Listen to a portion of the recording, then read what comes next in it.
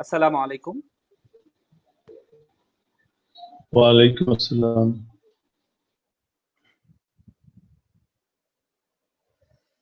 আসসালামু আলাইকুম, শুভ সন্ধ্যা। প্রিয় দর্শক, আপনাদের সকলকে সাদর আমন্ত্রণ জানাচ্ছি এলএসসি ল স্কুল কর্তৃক আয়োজিত আজকের আইন বিষয়ক অনুষ্ঠান ল ডিসকাশন উইথ আল মামুন রাসেল। আজকে আমাদের আলোচনার বিষয় হচ্ছে করোনা পরিস্থিতি, আমাদের বিচার ব্যবস্থা ও প্রাসঙ্গিক আলোচনা। এই গুরুত্বপূর্ণ বিষয়টি নিয়ে আলোচনা করার জন্য আমাদের প্যানেলিস্টে উপস্থিত আছেন আমাদের আইন জগতের কিছু কর্ণধার এবং অভিভাবক। আমি প্রথমে এক এক করে সকলকে পরিচয় করিয়ে দিচ্ছি। আমাদের প্রথমে যিনি আছেন আমাদের জনাব Golam Mustafa Khan, advocate, supreme court of Bangladesh, সাবেক সদস্য বাংলাদেশ বার কাউন্সিল, সাবেক সভাপতি ঢাকা আইনজীবী সমিতি। স্যার, আপনাকে স্বাগতম। তারপরে আমাদের প্যানেলিস্টে উপস্থিত আছেন জনাব Mohammad Abdul Kader, advocate, supreme court of Bangladesh, বর্তমান নির্বাচিত সিনিয়র সহ সভাপতি ঢাকা আইনজীবী সমিতি। স্যার, আপনাকেও স্বাগতম। আমাদের আজকে প্যানেলিস্টে আরেকজন অতিথি উপস্থিত আছেন জনাব Mohammad Hussain Ali Khan Hasan, advocate, supreme court of Bangladesh, বর্তমান নির্বাচিত সাধারণ সম্পাদক ঢাকা আইনজীবী সমিতি। স্যার, আপনাকেও স্বাগতম। তারপরে আমাদের প্যানেলিস্টে আজকে উপস্থিত আছেন জনাব Shishir Monir, advocate, supreme court of Bangladesh. জনাব, আপনাকেও স্বাগতম। আমাদের প্যানেলিস্টে আরেকজন অতিথি উপস্থিত আছেন জনাব অ্যাডভোকেট ইয়াসিন মিয়া, বর্তমান নির্বাচিত কার্যকরী পরিষদ সদস্য ঢাকা আইনজীবী সমিতি। জনাব, আপনাকেও স্বাগতম। আমাদের প্যানেলিস্টের একজন হোসেন আলী খান হাসান স্যার মানে মিসিং হয়েছে, মেবি আমরা স্যারকে আমাদের লাইভে ইনক্লুড করার জন্য চেষ্টা করছি।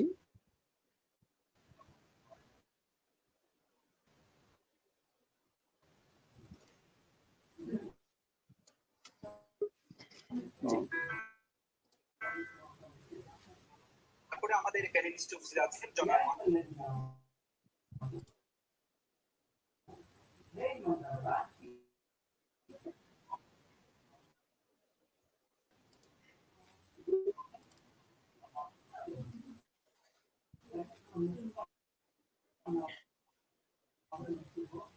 একটু মিউট করতে হবে, মিউট হচ্ছে না।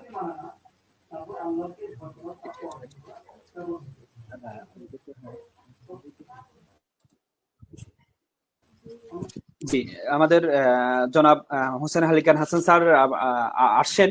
স্যার, আপনাকে আমাদের আজকের এই লাইভ অনুষ্ঠানে স্বাগত জানাচ্ছি। প্রিয় দর্শক, আপনারা দেখতে পাচ্ছেন আমাদের আজকের যে প্রোগ্রামটি এলএসসি ল স্কুলের অফিসিয়াল ফেসবুক পেজ থেকে সরাসরি সম্প্রচার হচ্ছে। আপনারা আপনাদের মতামত আপনারা জানাতে পারেন কমেন্ট এবং কমেন্টের মাধ্যমে আপনাদের মতামত জানাতে পারেন আমাদেরকে। আমাদের প্যানেলিস্টকে আপনাদের প্রশ্ন, জিজ্ঞাসিত প্রশ্নের জবাব দেওয়ার চেষ্টা করবে। প্রিয় দর্শক, আপনারা জানেন বর্তমানে করোনা কোভিড-19 একটি মহামারী আকার ধারণ করেছে এবং কি এই কোভিড-19 এর ভয়াল গ্রাসে সারা পৃথিবী আজকে স্তব্ধ। পৃথিবীর সকল কার্যক্রম আজকে প্রায় পৃথিবীর সকল কার্যক্রম স্তব্ধ হয়ে আছে। আমরা আজকে এই বর্তমান এই করোনা ভাইরাস কোভিড-19 এর ভয়াল গ্রাসের কারণে আজকে যে প্রবলেমগুলো হচ্ছে আমরা দেখতে পাচ্ছি, পৃথিবীর যেখানে পুরো পৃথিবী স্তব্ধ হয়ে আছে সে ধারাবাহিকতা বাংলাদেশের এর ব্যতিক্রম নয়। বাংলাদেশের প্রত্যেকটি every sector are affected by corona কোভিড-19। এজন্য সেটা ধারাবাহিকতা আমাদের যে বিচার ব্যবস্থা, আমাদের যে বিচার প্রায় আজকে 1 মাস ধরে আমাদের সকল কোর্ট আদালত বন্ধ হয়ে আছে, সাধারণ ছুটির মধ্যে আছে। এই অবস্থায় যে এই মানুষের যে ন্যায় বিচারের যে অধিকার, যে ফান্ডামেন্টাল রাইটস, মানুষের ন্যায় বিচারের যে অধিকার, সেটি খর্ব হচ্ছে। সেটির বিষয়ে আমরা আজকে কথা বলার জন্য, সেটিকে কিভাবে আমরা একটু সুচারুভাবে আবার কার্যকর শুরু করা যায় সেই বিষয়ে কথা বলার জন্য আমরা আমাদের প্যানেলিস্টদেরকে ইনভাইট করেছি। বাংলাদেশের বড় বড় কর্ণধার এবং আমাদের আইন জগতে যারা অভিভাবক হিসেবে কাজ করেন তাদেরকে আমরা এখানে অন্তর্ভুক্ত করেছি। প্রথমে আমি চলে যাব, আমি আবারও আনুষ্ঠানিকভাবে সকল প্যানেলিস্ট, সকল গেস্টকে আমি আবারও আন্তরিক ধন্যবাদ এবং কৃতজ্ঞতা জ্ঞাপন করছি আমাদের আজকের এই ইনভাইটেশনে আসার জন্য। আমি প্রথমে চলে যাব জনাব অ্যাডভোকেট গোলাম মুস্তফা খান স্যার আপনার কাছে প্রথমে যাব। স্যার প্রথমে আপনার প্রতি আমার প্রশ্ন, কেমন আছেন? সাথেই একটু আমাদেরকে একটু বলবেন যে আপনি সবসময় ব্যস্ত থাকেন, ঢাকা আইনজীবী সমিতির নির্বাচিত সভাপতি ছিলেন, সাধারণ সম্পাদক ছিলেন, খুব ব্যস্ততায় জীবন কাটছে, কিন্তু বর্তমান অবস্থায় একেবারেই এই সকল কাজ থেকে একেবারে ফ্রি অবস্থায় আছেন। এই অবস্থায় কিভাবে কাটছেন যদি আমাদের আইনজীবীদেরকে একটু দর্শকদের একটু শেয়ার করতেন যে কিভাবে আপনার এই এই ফ্রি সময়টা কাটছে একটু যদি। জি, ধন্যবাদ আপনাকে। ভালো আছি আপনাদের দোয়ায়, আল্লাহর রহমতে এখন আমরা সপরিবারে ভালো আছি। ব্যস্ততম লয় আর কিনা জানি না, তবে সারাদিন ব্যস্ত সময় কাটিয়েছি এইটা সঠিক। ঢাকা আইনজীবী সমিতির সাধারণ সম্পাদক, সভাপতি হিসাবে ক্লায়েন্ট মামলা নিয়ে দায়িত্ব পালন করেছি, কিন্তু বিশ্বে করোনা ভাইরাস মহামারী আকারে দেখা দিয়েছে। আজকের হিসাবে 1,85,000 মানুষ মৃত্যুবরণ করেছে। বাংলাদেশ এর বাইরে নয়। বাংলাদেশ ঘনবসতি এলাকা, যার কারণে কোভিড-19 এর কার্যকারিতা এখানে বেশি দেখা দিতে পারে বলে আশঙ্কা প্রকাশ করছে। সেইখানে এই রোগটির কোনো প্রতিষেধক নাই, কোনো প্রতিকার নাই, শুধু হোম কোয়ারেন্টাইন, অর্থাৎ নিজেকে নিবৃতে রাখা, অন্যের ছোঁয়া থেকে আলাদা রাখা। এই আলাদা রাখার যে পদ্ধতি বিশ্ব স্বাস্থ্য সংস্থা এবং আমাদের স্বাস্থ্য অধিদপ্তর দিয়েছেন, সেই রীতিতে আমরা প্রত্যেকেই সমভাবে যার যার ঘরে গৃহবন্দী হয়ে আছি। এইটা একেবারেই সামাজিক যে ন্যায় বিচার, সেই ন্যায় বিচার প্রাপ্ত থেকে আমাদেরকে একেবারে বঞ্চিত করে রাখছে এই রোগটি। এই রোগটি এমন বিষাক্তময় যে সমস্ত পৃথিবীকে একটি ঘরে ঢুকিয়ে রেখেছে, কোনো কিছু এই রোগটাকে দমিত করতে পারছে না। তাই ব্যস্ত সময় পার করলেও এখন পরিবারের সদস্যদের সাথে আলাপ আলোচনা করে, টিভিতে সংবাদ দেখে, বন্ধু বান্ধব বিজ্ঞ আইনজীবীদের সাথে যোগাযোগ রক্ষা করে, প্রত্যেকের ভালো মন্দ জানা শোনা এই করে করে কোন রকম দিন কাটাইতেছি, এবং সময় মাফিক নামাজ, কোরআন তেলাওয়াত সহ কিছু কর্ম করে যাচ্ছি। আল্লাহ যেন আমাদের এই তওবা কবুল করে সমস্ত বিশ্বের মানব সমাজকে এই দুরূহ রোগ থেকে, কঠিন ব্যাধি থেকে মুক্তি দেন, আমরা সেই নিবেদন করছি আল্লাহর কাছে সবসময়। এইভাবেই দিন কেটে যাচ্ছে। জি, ধন্যবাদ স্যার। আমরা স্যারের লাইফ স্টাইল বা কিভাবে কাটছে, আসলে এটা ফ্রেশারের জন্য ইট উইল বি ইন্সপাইরেশনাল। যারা ফ্রেশার আছে তাদের জন্য, আপনাদের মতো যারা আইনের কর্ণধার আছেন, আপনারা কিভাবে লাইফটা কাটাচ্ছেন, আপনাদের জন্য যারা ফ্রেশার আছেন, আইনজীবী জগতে যারা প্রথমে আসছেন, তাদের তারা খুব জানার ইচ্ছে থেকে এই প্রথম প্রশ্নটা আমরা করেছি। আমি এখন সরাসরি চলে যাব আমার দ্বিতীয় প্যানেলিস্ট জনাব মোহাম্মদ অ্যাডভোকেট মোহাম্মদ আব্দুল কাদের স্যারের কাছে। স্যার আমাদের সাথে শেয়ার করুন আপনার লাইফস্টাইল কেমন আছেন, সর্বোপরি আপনার লাইফস্টাইলটা কেমন যাচ্ছে, এই অবসর সময়টাকে কিভাবে কাটছে। ধন্যবাদ। সামগ্রিকভাবে ভালো নেই, যেহেতু প্রতিদিনই এই করোনা ভাইরাস আক্রান্ত মৃত্যুর মিছিল বাড়ছে, সাথে করোনা ভাইরাস আক্রান্তের সংখ্যা বাড়ছে, সে কারণেই সামগ্রিকভাবে ভালো নেই। তবে ব্যক্তিগতভাবে আল্লাহর অশেষ মেহেরবানিতে আপনাদের দোয়ায় ভালো আছি। আর এই প্রফেশন লাইফে যে ব্যস্ততার মধ্যে কাটিয়েছি, বর্তমানে পারিবারিকভাবে পরিবারের আমার স্ত্রী সন্তানদের সঙ্গে সময় কাটাচ্ছি, বই পড়ছি, টিভি দেখছি এবং নামাজ যতটুকু পারি পড়ে সময় কাটাচ্ছি।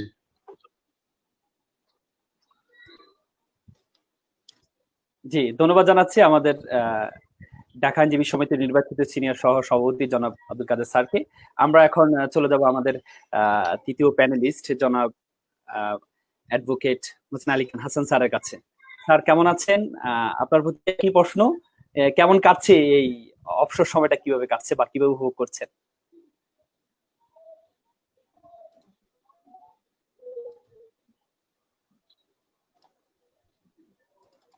আনমিউট হচ্ছে না।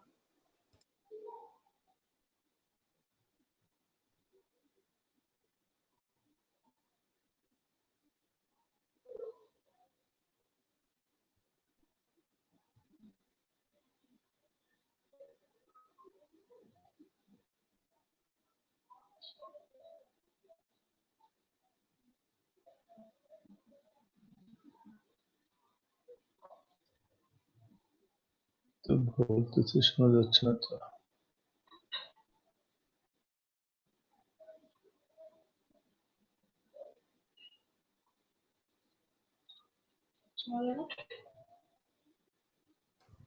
হোসেন আলী খান হাসান স্যার, আপনার এটা মিউট অবস্থায় আছে, আমরা কথা শুনতে পাচ্ছি না। আপনি একটু কাইন্ডলি আনমিউট করেন একটু। আপনি একটু কাইন্ডলি আনমিউট করেন। না এর সে নাই, আমি করে দিতেছি। জি জি হ্যালো, জি জি স্যার, আপনি শুনতে পাওয়া যাচ্ছে? জি স্যার, এখন শোনা যাচ্ছে। হ্যালো, আপনি একটু আবার শুনতে পাচ্ছেন আপনি? স্যার, আপনার কথা হ্যালো, আমি শুনতে পাচ্ছি স্যার। শুনতে পাচ্ছেন? জি, আমি আমি ভালো আছি জি ইনশাল্লাহ। আপনারা কেমন আছেন? জি আলহামদুলিল্লাহ জি, স্যার, ভালো আছি। আমার সময়টা এখনো ব্যস্ততার মাঝে দিন যাচ্ছে, কারণ যেহেতু আমি আমাদের ঢাকা বারের আইনজীবীদের কিছু সহযোগিতার জন্য প্রতিদিনই আমি অফিসে যাচ্ছি, কাজ করছি। আর পাশাপাশি একটা বিষয় যে বিশ্বে এই মহামারী আকার ধারণ করার কারণে আমি মনে করি আল্লাহ তাআলা আমাদেরকে একটা ধৈর্যের পরীক্ষা দিয়েছে। এই ধৈর্যের পরীক্ষার জন্য স্বাস্থ্যবিধি মেনে এবং বাসায় আমি আগে কখনো সময় দিতে পারতাম না, এই কারণে বাসায় সময় দিতে পারছি এবং প্রতিটা নামাজের ওয়াক্তে সকল মানুষের জন্য দোয়া করতে পারছি, আল্লাহর কাছে প্রার্থনা করতে পারতেছি যে এই যে করোনা ভাইরাস মহামারী আকার ধারণ করছে, আল্লাহ আমাদেরকে শক্তি দেয় এই করোনা ভাইরাস মোকাবিলার জন্য। আমরা এই যুদ্ধে জয়লাভ করি। আল্লাহর কাছে প্রতিনিয়তই আমি দোয়া করছি বিশ্বের সকল মানুষের জন্য, আমার জন্য, আমার পরিবারের জন্য, আপনাদের সকলের জন্য। আর পাশাপাশি স্বাস্থ্যবিধি মেনে এবং যে স্বাস্থ্যবিধি যে দিয়েছে, আমি সকলকে অনুরোধ করতেছি এই স্বাস্থ্যবিধি মেনে যদি আমরা চলি এবং যে স্বাস্থ্যবিধি আছে সেই অনুযায়ী আমরা চললে আমরা দূরত্ব বজায় রেখে স্বাভাবিক চলাফেরা আমরা ইনশাল্লাহ করতে পারবো। আর আপনি বিচার বিভাগের কথা বলেছেন, ইতিমধ্যে আজকে আমাদের মহামান্য সুপ্রিম কোর্টের মাননীয় প্রধান বিচারপতি মহোদয় জরুরি মামলা শুনানির জন্য বিশেষ কিছু আদালত উনি খুলে দিয়েছেন, যেগুলি আমরা পরবর্তীতে এই সপ্তাহে 2 দিন করে আমরা শুনানির সুযোগ পাবো। মহানগর দায়রা জজ, জেলা দায়রা জজ, বিজ্ঞ সিএমএম, বিজ্ঞ সিজিএম, এই আদালতগুলিতে সপ্তাহে 2 দিন মামলা মোকদ্দমা চলবে। যে মৌলিক অধিকার কথা আপনি বলেছেন যে বিচার প্রার্থীর মৌলিক অধিকার যাতে ক্ষুণ্ণ না হয় সেদিকে লক্ষ্য রেখে আমাদের মহামান্য সুপ্রিম কোর্টের মাননীয় প্রধান বিচারপতি সেই ব্যবস্থা ইতিমধ্যে করেছেন। আর সর্বোপরি আমি স্যার, আপনার আল্লাহর কাছে এই বিশ্বের মহামারী থেকে মুক্তি লাভের জন্য সকলকে মনোবল শক্ত রাখে আল্লাহর কাছে প্রার্থনার জন্য আমি সকলকে আহ্বান করছি। ভালো থাকবেন। জি ধন্যবাদ স্যার। আসলে আমি সবার ক্ষেত্রে বলতে হচ্ছে যে ব্যস্ততা মুক্ত জীবন, কিন্তু আমাদের হোসেন আলী হাসান স্যার যখনই আমি ফোন করেছি তখনই উনি হয়তো কোর্টে আছেন, নাহলে চেম্বার করছেন। কারণ সাধারণ সম্পাদক হওয়ার কারণে প্রায় 25,000 আইনজীবীর অভিযোগ হওয়ার কারণে হয়তো ওনার ব্যস্ততা মুক্ত জীবন আমরা বলতে পারছি না আর কি। উনি আগের মতোই ব্যস্ত আছেন, এজন্য আমাদের লাইভে আসতে উনি লেট করেছেন। কারণ উনি চেম্বার করে আসছেন, এই সবকিছু মিলে আমাদের জন্য কাজ করছেন। স্যার অসংখ্য ধন্যবাদ। আমি এখন চলে যাব আমাদের আরেকজন প্যানেলিস্ট জনাব শিশির মনির, অ্যাডভোকেট শিশির মনির। জি জনাব, আপনি শুনতে পাচ্ছেন? কেমন আছেন? আপনারও একই প্রশ্ন, কিভাবে কাটছে আপনার ব্যস্ততা মুক্ত এই জীবন, কিভাবে কাটছে? প্রথম কথাটি হলো যে আসলে মানে উদ্বেগ উৎকণ্ঠা তো আছেই। উদ্বেগ উৎকণ্ঠা নাই এরকম মানুষ তো আর পাওয়া যাবে না এখন।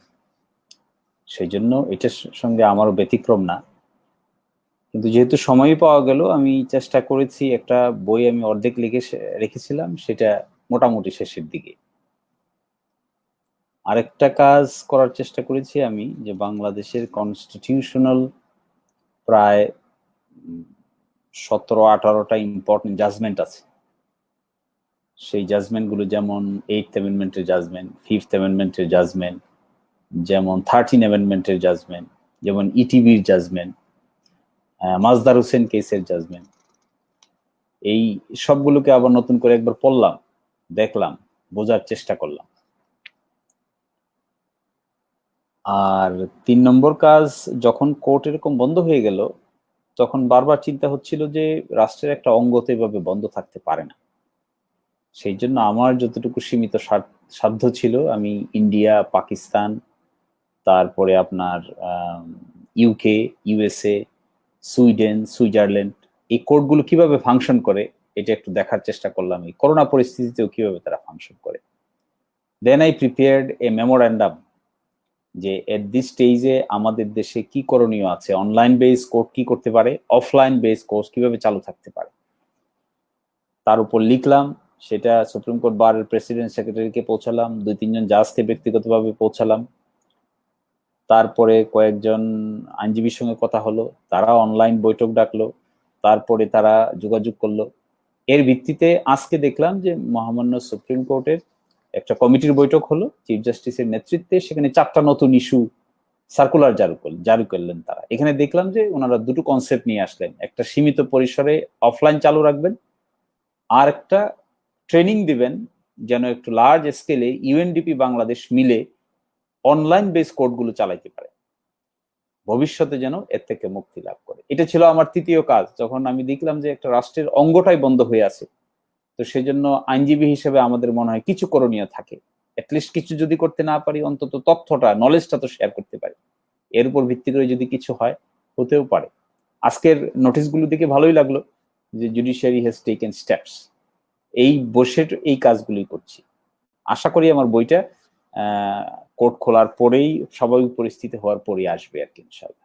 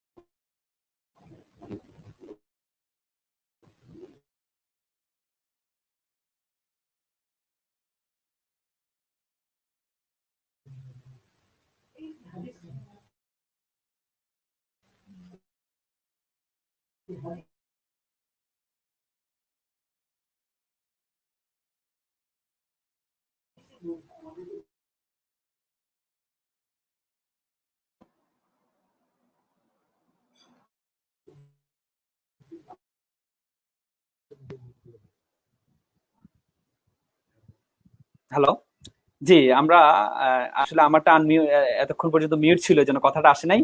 আমরা যেটি বলছিলাম যে আমরা অপেক্ষায় আছি আপনার বইটি আসবে। কারণ হচ্ছে এই একটা ভালো যারা আইনের ছাত্র আছে তাদের জন্য এটা খুবই কার্যকরী একটি বই হবে সে আশা করছি। আমি মনে করছি যে এটা এই প্যান্ডেমিক সিচুয়েশনে মনে হচ্ছে this is a blessing of Almighty, যে অনেকে বই লিখছেন যেগুলো হয়তো ব্যস্ততার কারণে হয়তো লেখা হয়নি এতদিন পর্যন্ত।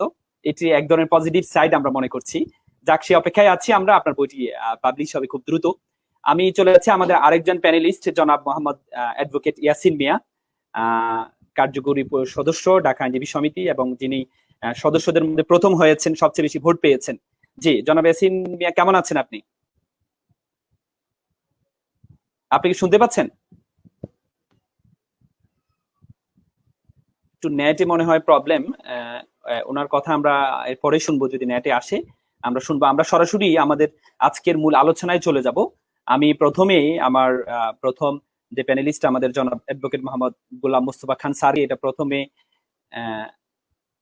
প্রথমে যেটা প্রশ্ন করছি যে স্যার, বর্তমানে যে প্যান্ডেমিক সিচুয়েশন চলছে, এই অবস্থায় আমাদের প্রায় 1 মাস পর্যন্ত আমাদের কোর্টের কার্যক্রম বন্ধ আছে। এখন আবার যেটা আমাদের হোসেন আলী খান হাসান স্যার বলছেন, হয়তো প্রধান বিচারপতির একটা নির্দেশনা হয়তো চলে আসছেন, কিছু কিছু কোর্ট খোলা থাকবেন। এই বিষয়ে যে অনেকে যে বিচার বঞ্চিত হচ্ছে নিম্ন আদালত এবং উচ্চ আদালতে, এই বিষয়ে আপনার অভিমতটা কি একটু জানতে চাচ্ছিলাম।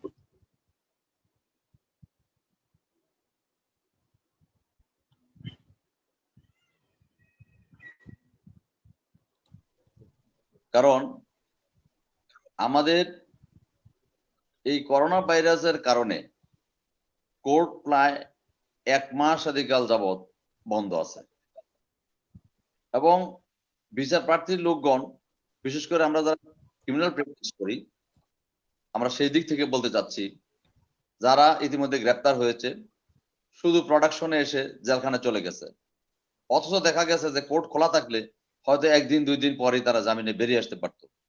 এইটা দুই দিকে ক্ষতিকারক। এক, যেমন তারা ন্যায় বিচার থেকে বঞ্চিত হচ্ছে, তেমনি আবার এই নূতন আসামিরা যে জেলখানা, যে আমাদের অতিরিক্ত আসামি আছে, হাজতি আছে, সেখানে যে আরো ভিড় করতেছে, এবং বাইরে থেকে যদি তারা করোনা ভাইরাস আক্রান্ত হয়ে যায় তাহলে এটা ভিতরে আবার নতুন করে একটা মহামারী দেখার একটা আতঙ্ক থেকে যায়। সুতরাং এই ন্যায় বিচার থেকে বঞ্চিত হওয়া মানুষগুলি সাংঘাতিক ভাবে তারা তাদের এই সময় কাটাচ্ছে জেলখানায় বসে, অথচ কোর্ট খোলা থাকলে তারা হয়তো জামিনে আইনের মাধ্যমে বেরিয়ে আসতো।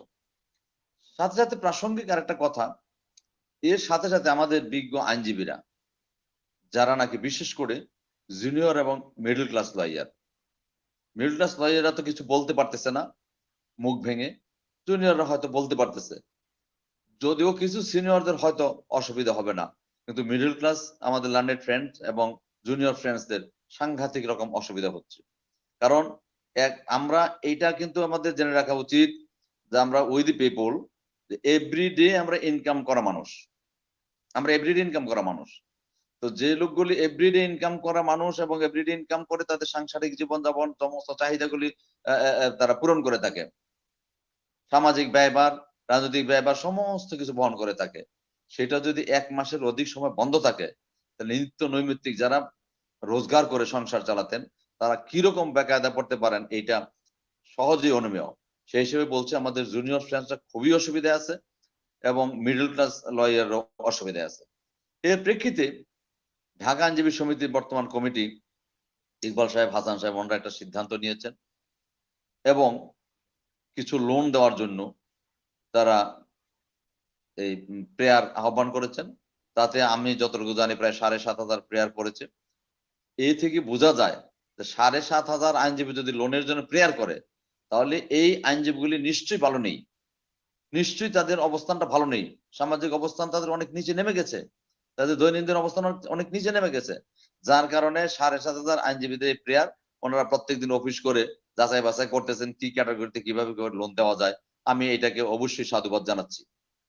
পাশাপাশি কোর্ট খোলার যে কথাটা আমাদের সেক্রেটারি সাহেব বললেন যে 2 দিন করে করে মহানগর দায়রা জজ, জেলা জজ, সিজিএম এবং সিএমএম কোর্টগুলি 2 দিন করে খোলা থাকবে, এটা কতটুকু ফলপ্রসূ হবে আমি জানি না। কেননা কোর্ট যদিও খোলা থাকে এবং যদি লকআউট না উঠে, লকডাউন না উঠে, গণপরিবহন যদি না চলে, তাহলে নিম্ন আদালতের বিজ্ঞ আইনজীবীদের কাছে ক্লায়েন্টস আসবে কোথা থেকে? ক্লায়েন্টস যদি না আসে তাহলে কাকে আমরা সেবা দিব? 2 দিন খোলা থাকতে পারে, ঠিক আছে, তবু সাধুবাদ জানাই এইটা যে একটা স্টেপস আমাদের প্রধান বিচারপতি মহোদয় গ্রহণ করেছেন যে হ্যাঁ 2 দিন করে খোলা থাকুক। এটা অবশ্য জুনিয়র এবং মিডল ক্লাস আইনজীবীদের দিকে লক্ষ্য রেখেই সেই স্পিরিট থেকে উনি করেছেন বলে আমি বিশ্বাস করি। তার কারণ যে জুনিয়র আইনজীবীরা অত্যন্ত অসুবিধায় আছে, অন্তত 2 দিন বা 4 দিন যদি কোর্ট করে তাহলে হয়তো আবার একটা অবস্থানে ফিরে আসতে পারবে, এইটা হয়তো স্পিরিট আছে। কিন্তু পাশাপাশি গণপরিবহন এবং মানুষ যদি আসতে না পারে, কাছাকাছি ক্লায়েন্টস না আসতে পারে, তাহলে নিম্ন আদালতের যে উপকৃত হবে তা যাচ্ছে না।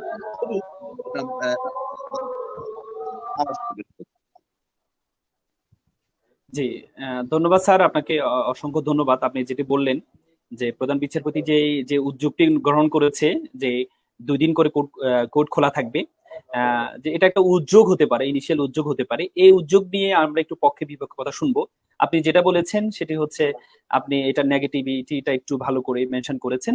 আমরা একটু আমাদের প্যানেলিস্টের কাছে শুনবো যে 2 দিন কোর্ট খোলা থাকবে, এটা আসলে কতটুকু এটা ভালো উদ্যোগ।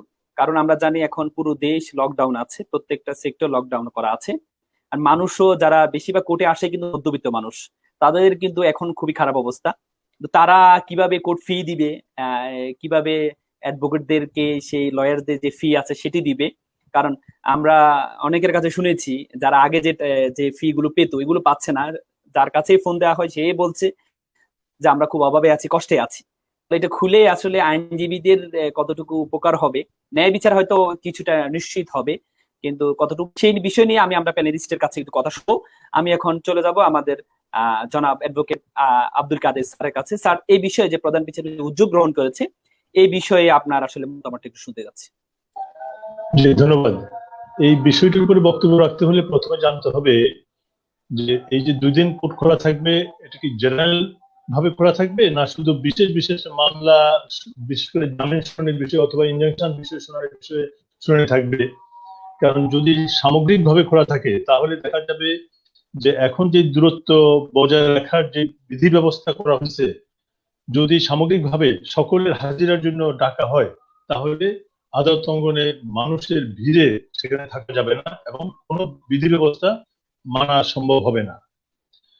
সর্বোপরি যদি, এটা আমাদের জনাব গোলাম মোস্তফা খান সাহেব বলেছেন, যদি জামিন বিষয়ে যারা নতুন গ্রেপ্তার হয়েছেন, যারা হয়তো কয়েকদিন থাকার পরে আইন অনুযায়ী তারা জামিনে মুক্তি পেতে পারত, সেই বিষয়গুলি যদি শুরু হয় এবং সেখানে যদি এই করোনার যে শুরু হয়েছে এবং এর থেকে মুক্তি পাওয়ার জন্য যে দূরত্ব বজায় রাখা বা যে সমস্ত বিধি ব্যবস্থা আমাদের স্বাস্থ্য বিভাগ থেকে মাননীয় প্রধানমন্ত্রী থেকে বারবার বলা হচ্ছে, সেগুলো যদি মানা যায়, সেগুলো যদি মানানো যায়, তাহলে হয়তো এটা কার্যকারিতা হবে, তা না হলে এই করোনার প্রভাব বাড়তে থাকবে। আর সর্বোপরি যেটা আজকে সঞ্চালক বললেন যে যারা বিচার প্রার্থী তাদের যে দুরবস্থা, অর্থনৈতিকভাবে লয়ারও অর্থনৈতিকভাবে দুরবস্থায় আছে নিঃসন্দেহে, কিন্তু যারা বিচার প্রার্থী তাদের বিষয়টা বিবেচনায় নিতে হবে। তাদেরও সমস্ত আয় রোজগার বন্ধ হয়ে গেছে। সবকিছু মিলিয়ে যদি লয়াররা মানবিক দিকটা দেখে তাহলে হয়তো বিচার প্রার্থীরা ন্যায় বিচার পাবেন। তো আমি এই বিষয়টা আরেকটু পরিষ্কার হওয়ার জন্য পরবর্তীতে হয়তো এই বিষয়ে আরো বলা যাবে। অসংখ্য ধন্যবাদ স্যার। আমরা এখন আমাদের হোসেন আলী হাসান স্যারের কাছে যাব। স্যার একটু যদি মতামত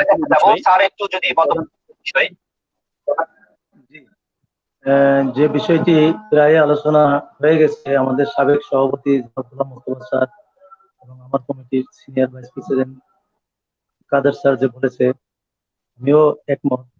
তবে ইতিমধ্যে যে দিক নির্দেশনায় আদালতগুলি খুলে দিয়েছেন মাননীয় প্রধান বিচারপতি মহোদয়, আমরা একটা আবেদন দিয়ে বলেছিলাম ঢাকা বারের পক্ষ থেকে, শুধু জরুরি বিষয়। তো এখানে বিষয়টি স্পষ্ট হয়ে এসেছে, শুধু জামিন শুনানির জন্য এই বিশেষ আংশিক আদালত খোলা থাকবে, তবে সেটা প্রধানমন্ত্রীর দেওয়া, সরকারের দেওয়া, স্বাস্থ্য সংস্থার দেওয়া স্বাস্থ্যবিধি মেনে, স্বাস্থ্যবিধি যেভাবে মেনে চলা দরকার সেভাবে সবাইকে মেনে চলতে হবে। ইতিমধ্যে আমার কয়েক জায়গায় কথা হয়েছে যে আদালত কিভাবে চলবে, কিভাবে চলতে পারে। আর আমরা যে গতকালকে আবেদনটি দিয়েছি সেটা সম্পূর্ণই বলেছি মাননীয় প্রধানমন্ত্রী তথা সরকার এবং স্বাস্থ্য সংস্থার যে স্বাস্থ্যবিধি আছে সেই বিধি অনুযায়ী যদি কিছু আদালত খুলে দেয় আংশিক, তাহলে যে ইতিমধ্যে যে আলোচনাটি এসেছে যে জামিনে যারা পাওয়ার হকদার, জামিনে যারা যাওয়ার হকদার, যারা বিচার পাওয়ার হকদার, তাদের সুবিধা হবে।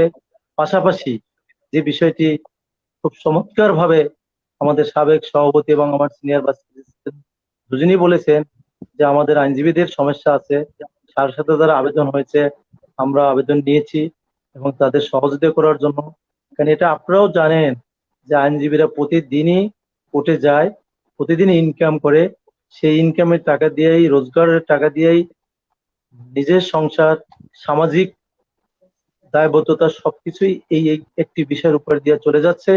সেই কারণে এই আইনজীবীদের জন্য আমরা যে পদক্ষেপ নিয়েছি এবং এই জুনিয়র আইনজীবী এবং যারা চলতে পারে না সকল বিষয়, শুধু আমাদের আইনজীবীদের বিষয় না, আমি মনে করি স্বাস্থ্যবিধি মেনে আমাদের দেশ যেহেতু একটি গরিব দেশ, যেসব সংস্থাগুলি উৎপাদনমুখী, যেসব সংস্থাগুলি উৎপাদন করতে সক্ষম, সেটা স্বাস্থ্যবিধি মেনে সকল সংস্থাগুলিকে আংশিক ওপেন করে দিলে দেশের জন্য ভালো হবে এবং আমাদের যে মানুষ, আমরা মনোবল আমাদের শক্ত হবে, দৃঢ় হবে এবং মহামারী করোনাকে আমরা আশা করি ইনশাল্লাহ মোকাবেলা করতে পারবো।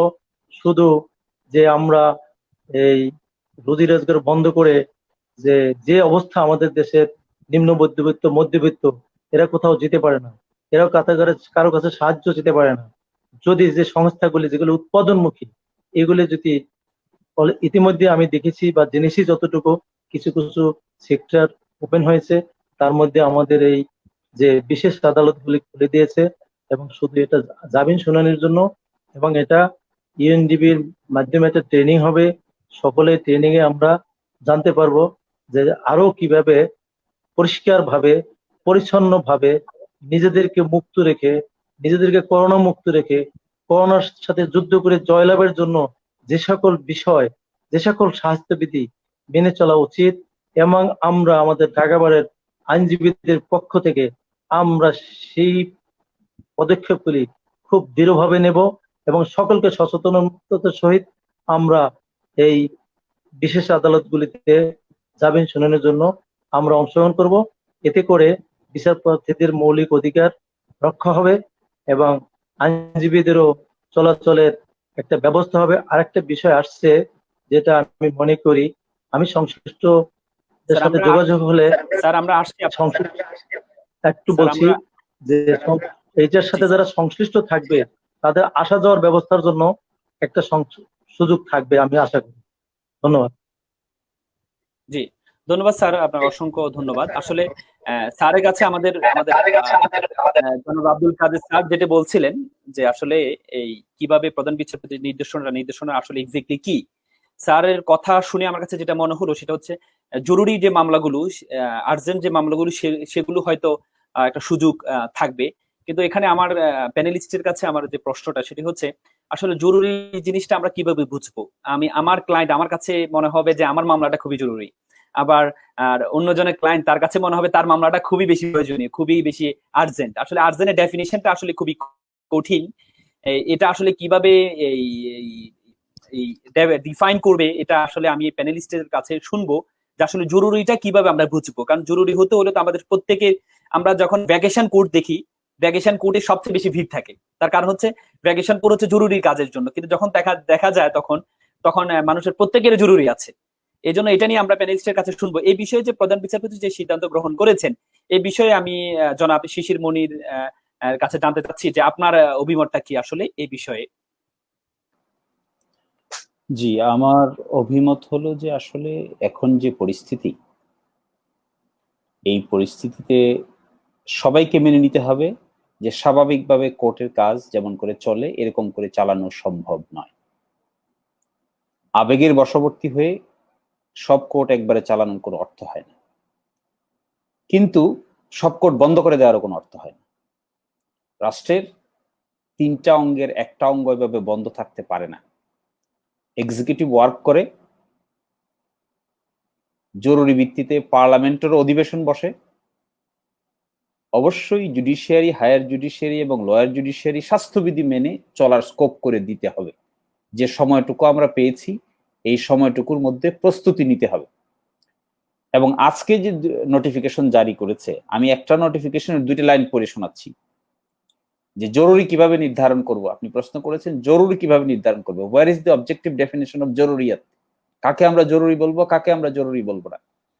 নোটিশে বলে দিচ্ছে যে ছুটিকালীন সময়ে তার সুবিধা মতো প্রতি সপ্তাহে যে কোনো 2 দিন কঠোরভাবে সামাজিক দূরত্ব বজায় রেখে জরুরি জামিন শুনানির নিমিত্তে সীমিত আকারে আদালতের কার্যক্রম পরিচালনার জন্য নির্দেশনা প্রদান করা হলো। এটা সেশন কোর্টকে দিয়েছে, এইটা judicial magistrate, chief judicial magistrate, metropolitan ম্যাজিস্ট্রেটকে দিয়েছে, এবং হাইকোর্টের একটা বেঞ্চকে দিয়েছে, আর চেম্বার আদালতের একজন বিচারপতিকে দিয়েছে।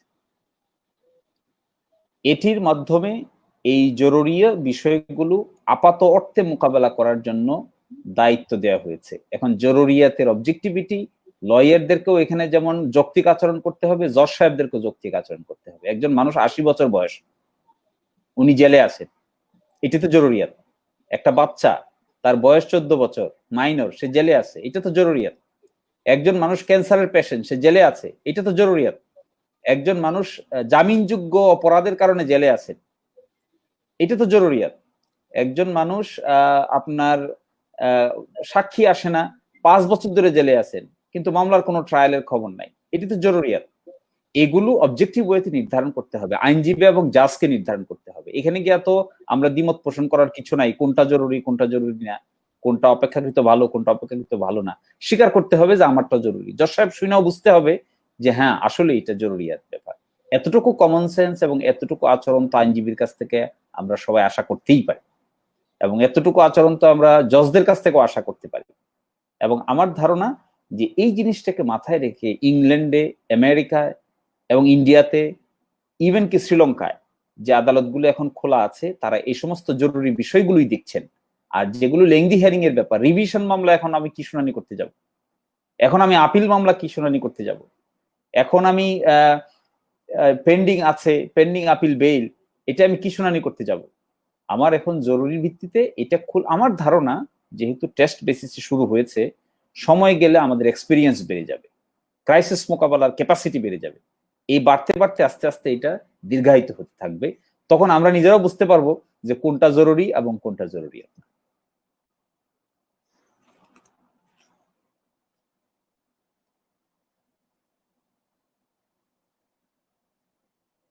আপনার কথা শুনতে পাচ্ছি না।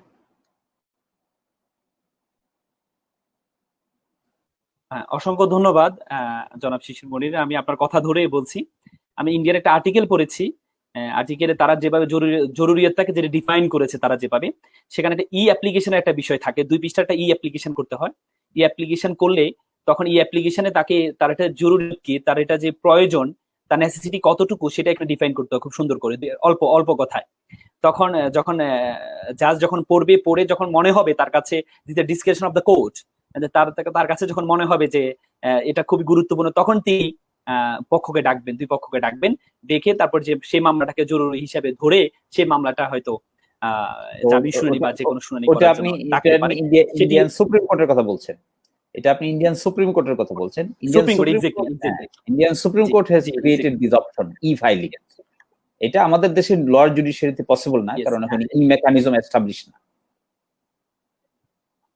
হ্যাঁ, ফিজিক্যাল ইনফ্রাস্ট্রাকচারটা আমাদের এখনো পর্যন্ত সেভাবে ক্রিয়েট হয়নি, এই জন্য একটু প্রবলেম হবে। যে আমি এই শুরু থেকে আমরা যাকে খুব মিস করছি সেটা আমাদের সবচেয়ে তরুণ আইনজীবী, যিনি নির্বাচিত সদস্য। আমি বলার সাথে সাথে আবার চলে গিয়েছেন উনি, ওনাকে আবার হারিয়ে ফেলেছি। যাক, আমরা কিছু কমেন্ট, আমাদের ব্যাপক কিছু প্রশ্ন আমাদের কাছে আসছেন, প্রায় অনেকগুলো প্রশ্ন আসছেন। আমরা প্যানেলিস্টের কাছে একটু ধরে ধরে কিছু প্রশ্ন, আমরা প্রথমে প্রশ্ন উত্তরগুলো নেওয়ার চেষ্টা করব আর কি। আমি কিছু প্রশ্ন, তারপরে আমাদের জনাব ইয়াসিন মিয়া যদি আসে, তারপরে তার সাথে আমরা কথা বলবো। আমি কিছু প্রশ্ন একটু, যেমন জনাব অ্যাডভোকেট জিয়াউদ্দিন একটা প্রশ্ন করেছেন, sir, I have a question to all seniors from all juniors advocate, we have a which benevolent fund in Dhaka Lawyers Association. This fund will be got after the death of lawyers. Isn't not a violation of the justice, because the present days majority lawyers are being trouble.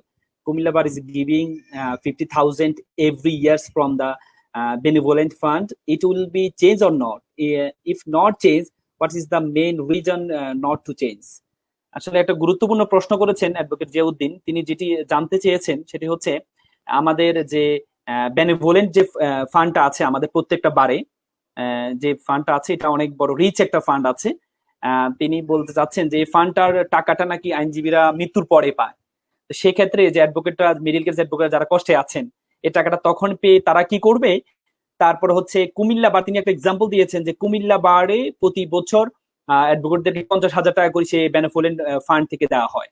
সেক্ষেত্রে আমাদের maybe উনি ঢাকা বার mention করেছেন, ঢাকা বারে তাহলে সেটা করছে না কেন, বা এটা হলে মানে এটা না হওয়ার পিছনে কারণটা কি হতে পারে?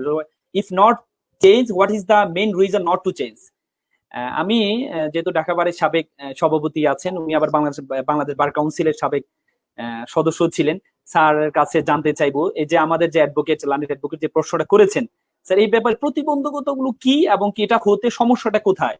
যে অ্যাডভোকেটটা তার মৃত্যুর পরে টাকাটা পাবে কেন, তার আগে পেতে সমস্যাটা কোথায়? এই ক্ষেত্রে স্যার আপনার একটু আপনার কাছে একটু জানতে চাচ্ছি, জনাব গোলাম মুস্তফা খান স্যার।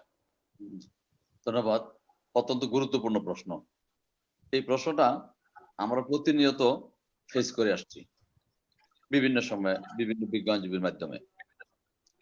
এখানে একটা কথা জেনে রাখা দরকার, বেনেভোলেন্ট ফান্ডটা ঢাকা আইনজীবী সমিতির যে ফান্ডটা আছে সেখানে জীবিত অবস্থায়, হয়তো উনি পুরোপুরি জানেন না, জীবিত অবস্থায় বেনেভোলেন্ট ফান্ড থেকে টাকা নেওয়ার একটা বিধান আছে বিভিন্ন স্তরে।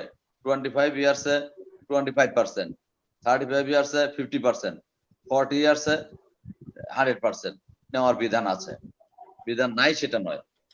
এখন করোনা ভাইরাসের প্রশ্নে যে কথাটা আসতেছে, আপনি ক্লিয়ার কিনা জানি না, যে ঢাকা আইনজীবী সমিতিতে বেনেভোলেন্ট ফান্ডের থেকে জীবিত অবস্থায় নেওয়ার বিধান আছে এবং সেটা বিভিন্ন কারণে আছে।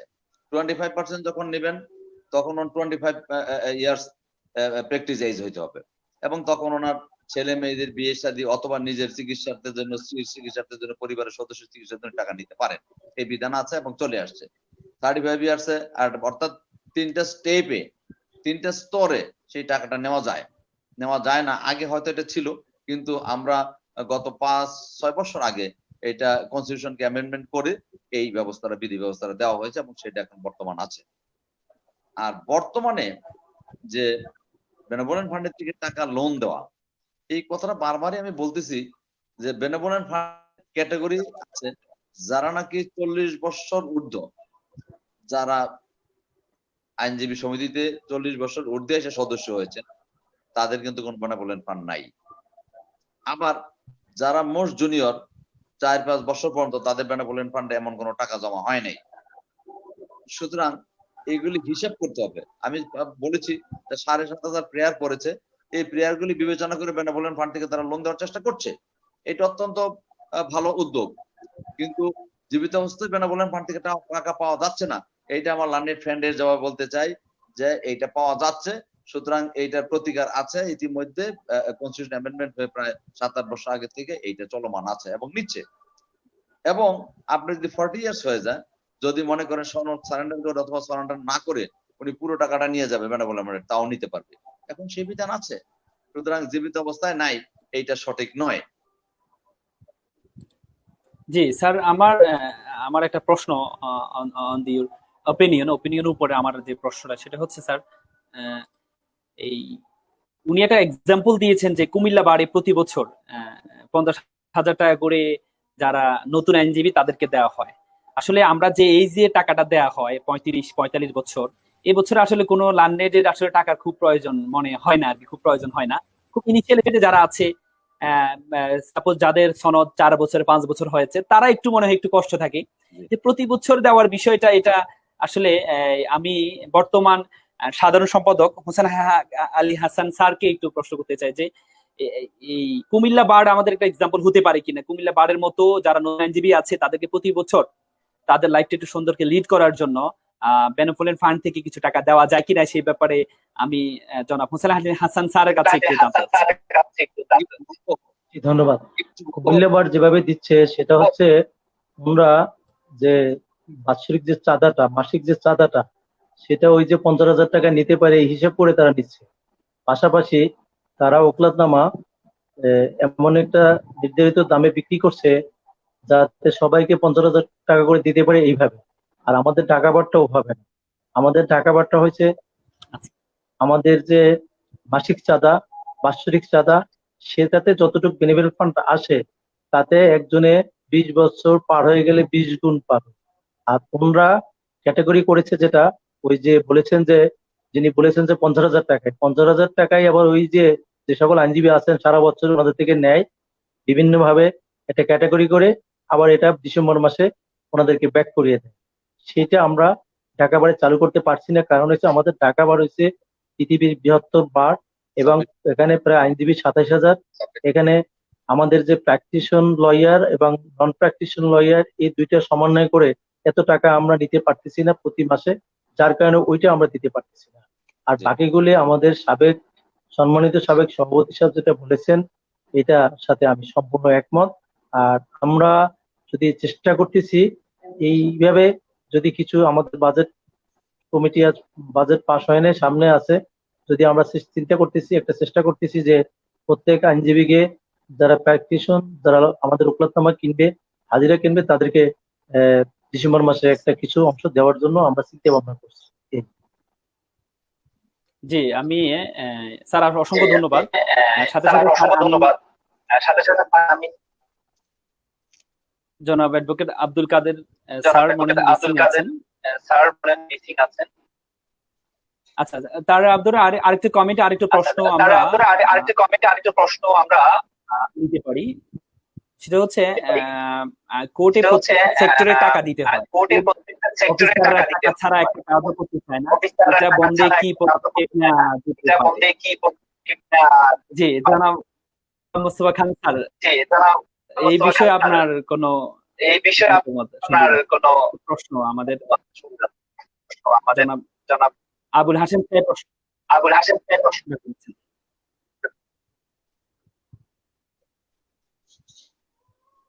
স্যার শুনতে পাচ্ছেন?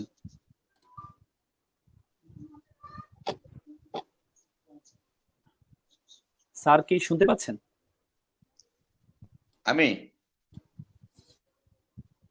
আমি শুনতে জি পাচ্ছি। জি গোলাম মুস্তফা, জি জি গোলাম মুস্তফা খান স্যার, আপনার কাছে এই যে আমাদের যে দর্শক যে প্রশ্নটা করেছেন যে কোর্টে প্রত্যেকটা সেক্টরে টাকা দিতে হয়, কোর্ট অফিসাররা টাকা ছাড়া একটা কাজও করতে চায় না, এটা বন্ধে কোনো পদক্ষেপ নেওয়া যায় কিনা, এই বিষয়ে আপনার কোনো?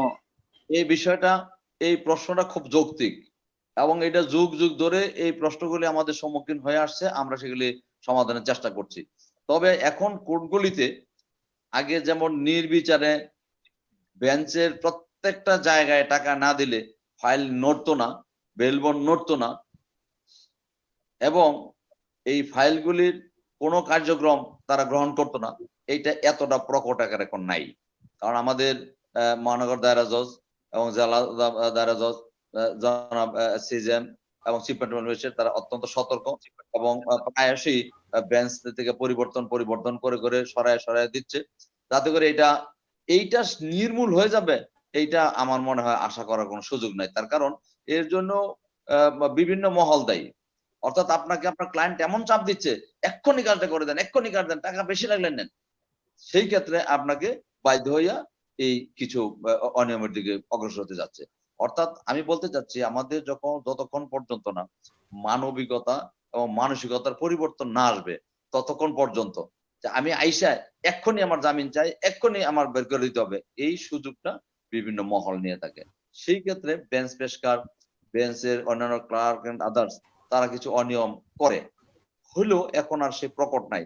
আমরা প্রথম জীবনে যেরকম দেখেছি, আমাদের মধ্যম জীবনে আমরা যত দেখেছি, এখন ততটা প্রকট নয়। অবশ্য প্রত্যেক বছরই আমাদের ঢাকা আইনজীবী সমিতির প্রত্যেক যে কমিটিগুলি নির্বাচিত হয়ে আসে, এবং এখনকার বর্তমান কমিটিও প্রত্যেকে আমরা টাউট উচ্ছেদ সহ বিভিন্ন কমিটি সাব কমিটি থাকে, তারা এগুলি বারবার অবলোকন করে এবং এইগুলি বারবার দেখা যাওয়ার কারণে, গার্ড দেওয়ার কারণে, বারবার আনা দেওয়ার কারণে অনেকটাই কমে গেছে, এবং ভবিষ্যতে হয়তো আর এইগুলি থাকবে না, এই নোংরামিগুলি আর থাকবে না, অনেকাংশে কমে গেছে। নাই আমি সেটা জি বলতে পারবো, কারণটা হলো নাই এই কথাটা বলা যাবে না, এখনো আছে, থাকলেও সংখ্যা কমে গেছে, এবং এর দৌরাত্ম যেটা ছিল সেই দৌরাত্মটা এখন আর নাই। কারণ অনেক জুনিয়র আইনজীবী আছে যারা এখনো রক্তগরম ইউনিভার্সিটি থেকে মাত্র আসছে, তাদের সাথে তারা আবার এই সমস্ত করে পেরে উঠতেছে না। সুতরাং এটা আস্তে আস্তে এটা হ্রাস পাবে, আছে হয়তো একদিন অদূর ভবিষ্যতে, সুন্দর ভবিষ্যতে আমরা দেখতে পাবো যে এটা বিলীন হয়ে গেছে। ধন্যবাদ। জি ধন্যবাদ স্যার, আমরা এটাই আশা করি যে আসলে এটা দুই পক্ষেরই এখানে দায়িত্ব কর্তব্য আছে, যারা আইনজীবী আছে আবার যারা হচ্ছে কোর্ট অফিসার আছে, দুই পক্ষ রিসিপ্রোকাল এটা বিষয়, দুই পক্ষ এখানে দায়ী। আমরা আশা করছি অতি শীঘ্র প্রত্যেকের মধ্যে যদি সেই মূল্যবোধটা তৈরি হয়, আশা করি এই কাজটা ধীরে ধীরে বন্ধ হয়ে যাবে, আমরা সেই প্রত্যাশা করি। আমাদের আরেকটা কমেন্ট করেছেন একজন অ্যাডভোকেট মুজাহিদ, তিনি কমেন্ট করেছেন যে সুপ্রিম কোর্ট সহ অন্যান্য কোর্ট খুলেছে সীমিত আকারে, ভালো কথা।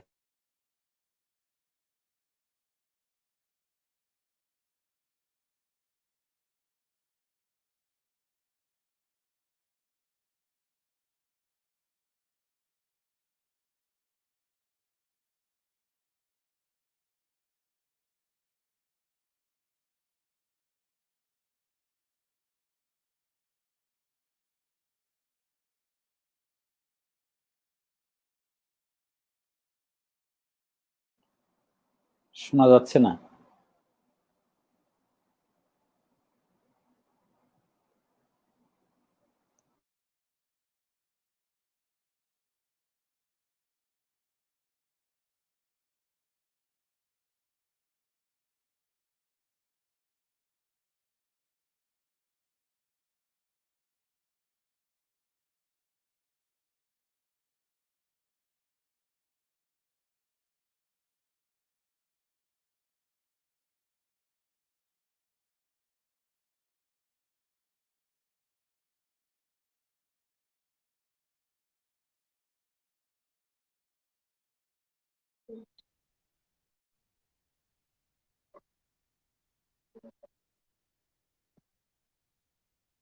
শুনতে পাচ্ছেন না?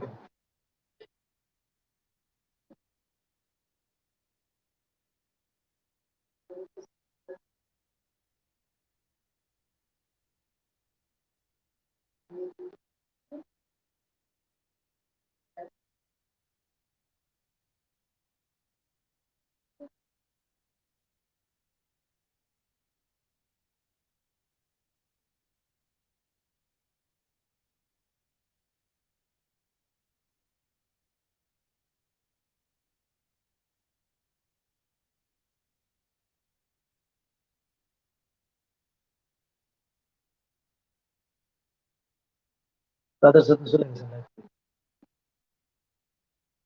শোনা যাচ্ছে না কিছু।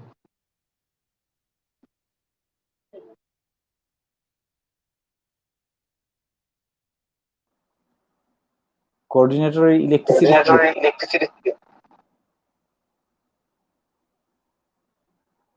ওনার ইলেকট্রিসিটি নাই, পাচ্ছেন না।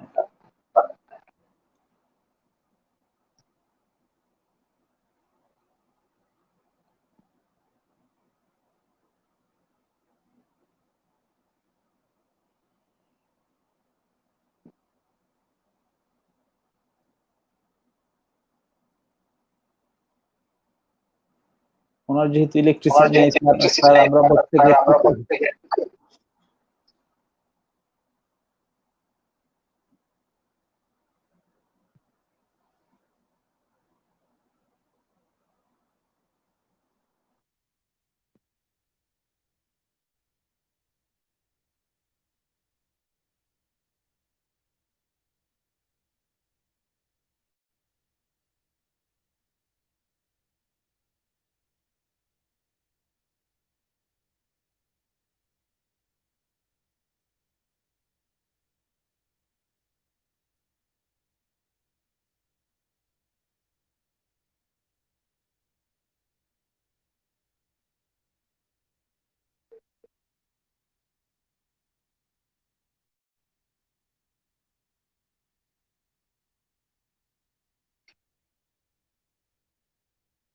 ইলেকট্রিসিটি নেই,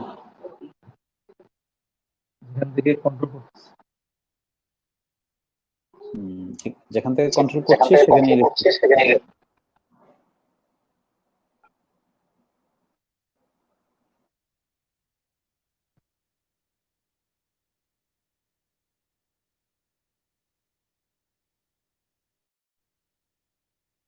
চলে যায়, ভালো লাগে না। শোয়ার দোকানে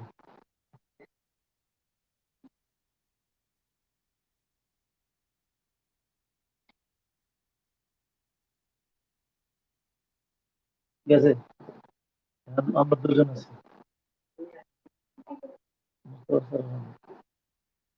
না না, কেন কেন কেন কেন কেন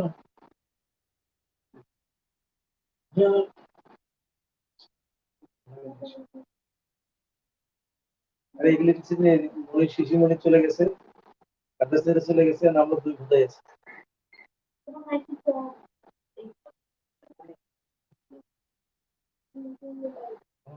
আছে এদিকে।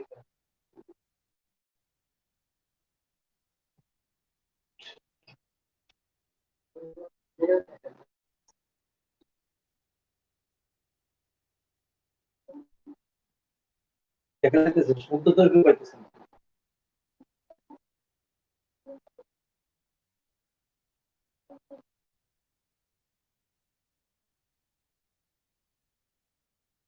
কন্ট্রোল করতেছে ওখানে ইলেকট্রিসিটি।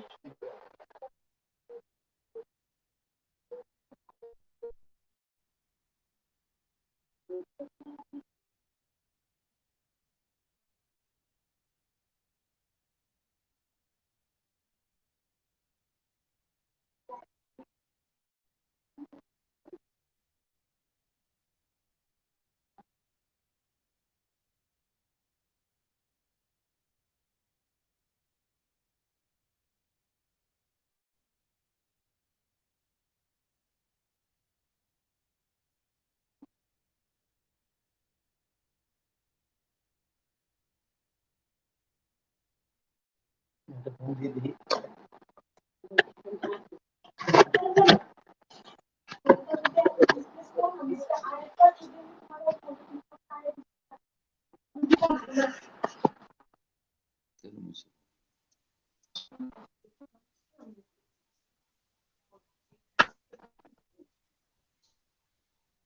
আমার যে প্রশ্ন আসছে,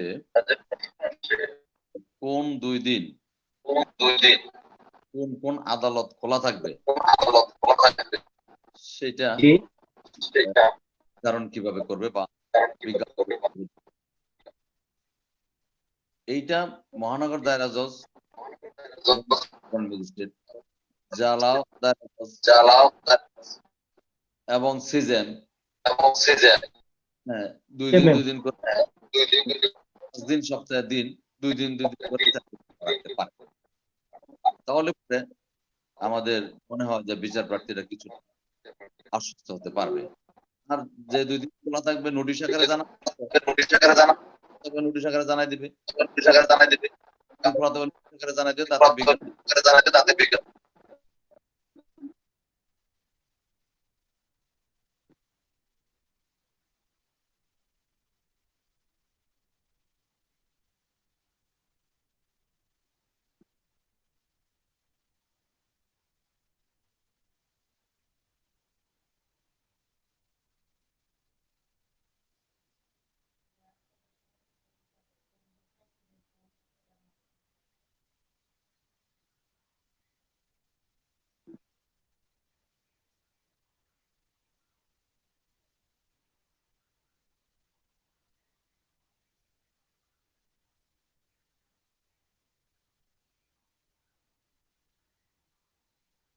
প্রোগ্রাম শেষ হয়ে গেছে মনে হয়। না, খুলে দাও। আমি কিছু শুনতে পাচ্ছি না। আমরা 2 জন আছি, গোলাম মোস্তফা ছাড়া আর আর কাউকে দেখছি পাচ্ছি না।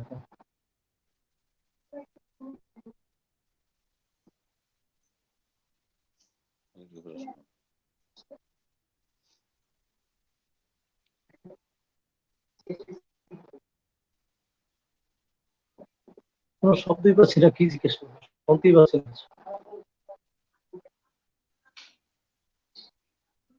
কিছু শোনা যাচ্ছে না, চলে যাবো নাকি আপনার ইয়ে থেকে? হ্যালো, কোর্টে কিভাবে কোর্টে যাবেন ওটা আমি আপনাকে শুরুতে তো শুনতে পাচ্ছি। 2 দিন করে কোর্ট খোলা থাকলেও বন্ধ থাকে, তাহলে আমাদের কি করে? প্রশ্নটা কিন্তু আমি কিন্তু প্রথমেই বলেছি, এইটাকে সাধুবাদ জানাই যে 2-4 দিন মানুষ জানবে, যারা আছে হেঁটে চলে গেছে নাকি?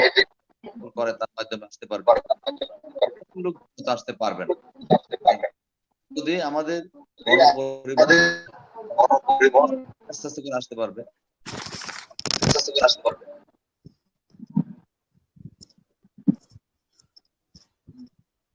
আসসালামু আলাইকুম। জি, ওয়ালাইকুম আসসালাম।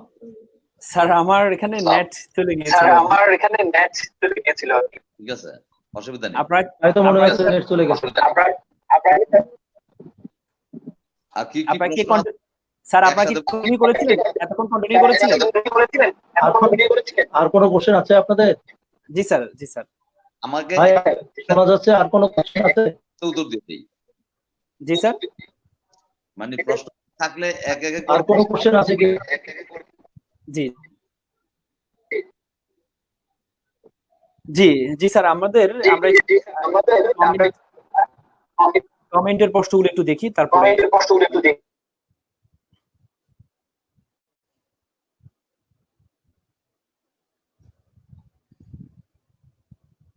আমরা একটু প্রত্যেকটা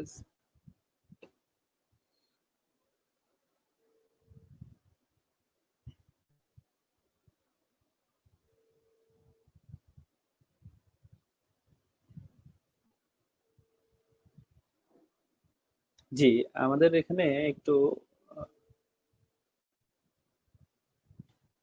আমাদের জনাব অ্যাডভোকেট হোসেন আলী হাসান স্যার কাছে একটা প্রশ্ন করেছেন আমাদের একজন লার্নেড অ্যাডভোকেট মুজাহিদ। তিনি প্রশ্ন করেছেন যে স্যার আমরা কোর্টে কিভাবে যাব? পরিবহন তো বন্ধ থাকবে, এই অবস্থা আমরা কোর্টে কিভাবে যাব? হোসেন আলী খান হাসান স্যার। জি জি, আমি বলছি যে সংশ্লিষ্ট এই মামলার সাথে সংশ্লিষ্ট থাকবে, যেহেতু মহামান্য সুপ্রিম কোর্টের নির্দেশে আদালত করছে, এই ব্যবস্থাটিও আমি আশা করি হবে। এই আসা যাওয়ার ব্যবস্থাও সংশ্লিষ্ট যারা থাকবে তাদের আসা যাওয়ার জন্য ব্যবস্থা হবে, এবং যদি কোনো ব্যবস্থা না থাকে সেক্ষেত্রে আমরা যে আমাদের বার এবং বেঞ্চের সাথে সমন্বয় করে এই যে পরিবহনের মাধ্যমে যাতে আসতে পারে সেই ব্যাপারে আমরা সংশ্লিষ্টদের কাছ থেকে সুপারিশ করে এটা চালু রাখার ব্যবস্থা করব। জি, আমি ধন্যবাদ স্যার। আমি আমাদের এই ঢাকা আইনজীবী সমিতির সিনিয়র সহসভাপতি জনাব আব্দুল কাদের স্যারের কাছে প্রশ্ন যে স্যার, আপনারা তো আপনাদের কমিটির কাছে অলরেডি আবেদন করেছে প্রায় 7,000 7,500 কথা বলেছেন, যারা কষ্টে আছে আইনজীবীরা আবেদন করেছে। আপনারা আসলে কি উদ্যোগটা গ্রহণ করতে যাচ্ছেন তাদের জন্য? আপনাদের বা উদ্যোগ গ্রহণ করতে আপনারা কি কি প্রতিবন্ধকতার মোকাবেলা করছেন, একটু যদি আব্দুল কাদের, জনাব অ্যাডভোকেট আব্দুল কাদের স্যার যদি একটু বলতেন। জি, ধন্যবাদ। আমরা যে আবেদন করার পরে দেখা যায় আমাদের বিজ্ঞ আইনজীবীরা 7,531টা আবেদন করেছে অনলাইনে। এগুলো প্রিন্ট করে আমরা দেখতে পাই অনেকেই 3টা 4টা 5টা পর্যন্ত আবেদন করেছে। এই একটা বড় প্রতিবন্ধকতা আমরা পড়েছি, এগুলি যাচাই বাছাই করা। আর আমরা যেহেতু বিভিন্ন ক্যাটাগরিতে এই লোনটা দেওয়ার একটা সিদ্ধান্ত নিয়েছিলাম, সেটাও আমরা এখন পর্যন্ত করতে পারি নাই, শুধু এই আবেদনগুলা অতিরিক্ত আবেদন হওয়ার কারণে। তো আমরা আশা করি এই বিষয়টা অচিরেই আমরা এটা সমাধান করে আগামীকাল শুক্রবার আমাদের কার্যনির্বাহী কমিটির মিটিং আছে, সেই মিটিং এ আমরা এই বিষয়গুলি চূড়ান্ত করে আমরা জানাবো এবং চেষ্টা করব যত দ্রুত সম্ভব লয়ারদের অন্তত কিছুটা হইলেও সহায়তা যেন আমরা করতে পারি। স্যার, আপনাদের চিন্তা কি? আপনারা কেমন কেমন করতে যাচ্ছেন, বা সহযোগিতার বিষয়ে আপনাদের কমিটিগত চিন্তা ভাবনা কি করতে পারে? জি, ধন্যবাদ। এইটা আমরা এখন এই মুহূর্তে বলতে পারতেছি না যে আমাদের মোট দরখাস্ত কতটা যাচাই বাছাই অন্তে টিকে। ওই সংখ্যার উপরে আমরা মূলত টাকাটা নির্ধারণ করব এবং তার প্র্যাকটিস বয়সটা যেটা, সেটাও আমরা বিবেচনায় নিব আর কি। জি, অসংখ্য ধন্যবাদ। জি জি আর একটু বলি, আর আপনি তো জানেনই, একটু আগেই আমাদের জনাব গোলাম মোস্তফা খান সাহেব বলেছেন যে বেনিভোলেন্ট ফান্ডের টাকা নেওয়ার ব্যাপারেও আমাদের যে সংবিধান আছে সেই সংবিধান অ্যামেন্ডমেন্ট করে 3টা স্তরে সুযোগ দেওয়া আছে। যদি কেউ মনে করে সে সেভাবে নিবে, সেটাও আমরা ওপেন রেখেছি। জি, ধন্যবাদ। জি, অসংখ্য ধন্যবাদ। আমি জনাব অ্যাডভোকেট গোলাম মোস্তফা খান স্যারের কাছে একটা প্রশ্ন আমাদের এক আইনজীবী করেছেন যে কোনো মামলা ট্রান্সফার হলে আর খুঁজে পাওয়া যায় না, মামলা ডেট গুলো ডিজিটালাইজড করা যায় কিনা, অনলাইনে সকল ডেট পাওয়া যাবে কিনা, স্যার যদি এই বিষয়ে একটু। জি, ধন্যবাদ। এই ব্যাপারে আমরা মহানগর দায়রা জজ সাহেবের সাথে প্রিভিয়াসলি আমরা বসেছি, বর্তমান কমিটিকে অনুরোধ করবো বসার জন্য। এটা বড় ভোগান্তি। নিম্ন আদালত থেকে মামলাগুলি ট্রান্সফার হয়ে গেলে সেই মামলাগুলি উচ্চ আদালতে, বিশেষ করে মহানগর দায়রা জজে যে 2 মাস 3 মাস 4 মাস 6 মাস পর্যন্ত পরে থাকে, মামলাগুলো হদিস পাওয়া যায় না। জুনিয়র আইনজীবীরা মামলাগুলি খুঁজতে খুঁজতে হতাশা হয়ে যায়। এর কারণ হলো মামলার আধিক্য। আপনি জানেন যে রাজনৈতিক মামলা বিবেচনায় অসংখ্য মামলা হয়েছে, সেই মামলাগুলি ট্রান্সফার হয়ে যাচ্ছে, পরে থাকতেছে সেরেস্তায়, এবং কোন কোন দিন যাচ্ছে এগুলি তারা রিসিভ করে, যতক্ষণ তো রিসিভ করে তাদের রেজিস্টারে না উঠাবে ততক্ষণ পর্যন্ত গেলে ট্রান্সফার হয় না, যার কারণে আমরা খুব অসুবিধায় আছি। এই ব্যাপারটা আমি বর্তমান কমিটিকে অনুরোধ করব, আমরাও করেছি, বর্তমান কমিটিকে অনুরোধ করবো মহানগর দায়রা জজ সাহেবের সাথে আলোচনা করে তাদের ডিজিটালাইজ করে, অর্থাৎ এই মামলাগুলি গেলেই যেন নেটে উঠে যায় এবং নেটে যেন ট্রান্সফারটা হলে কোন কোর্টে হলে তারা জানতে পারে। তাহলে পরে আর ওই সেরেস্তায় যাইয়া হাজার হাজার আইনজীবীরা এই কষ্ট করার কোনো যৌক্তিক কারণ থাকে না। এইটা বেঞ্চের জি, ধন্যবাদ স্যার, আপনাকে অসংখ্য ধন্যবাদ। আমি আমাদের বর্তমান সাধারণ সম্পাদক হোসেন আলী হাসান স্যারের কাছে একটু জিজ্ঞেস করবো। স্যার, আসলে এই আমাদের উচ্চ আদালতেও আছে ই কজ লিস্টের একটা বিষয় থাকে, অনলাইন ভিত্তিক করতে পারে তারা।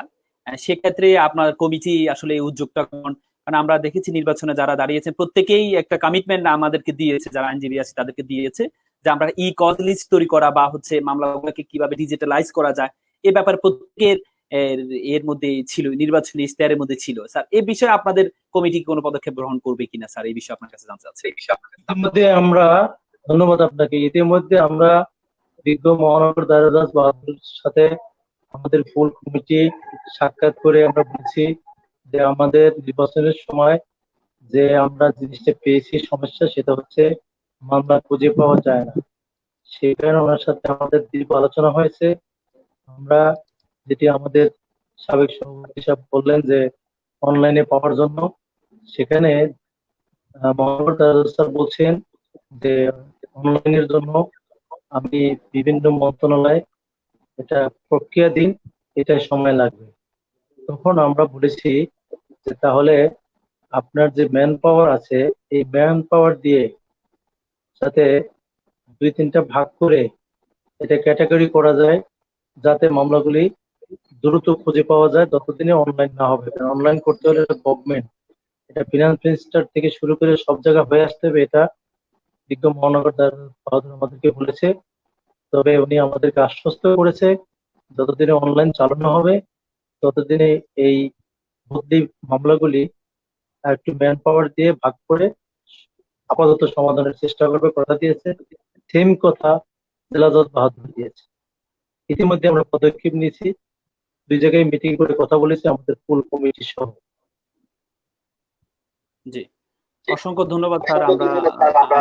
আমরা চাই আসলেই এই উদ্যোগটা খুব দ্রুত কার্যকর যেন হয়, কারণ এটা আইনজীবীদের জন্য কষ্টের কোনো সীমা নেই আর কি, অনেক দিনের দাবি এটা।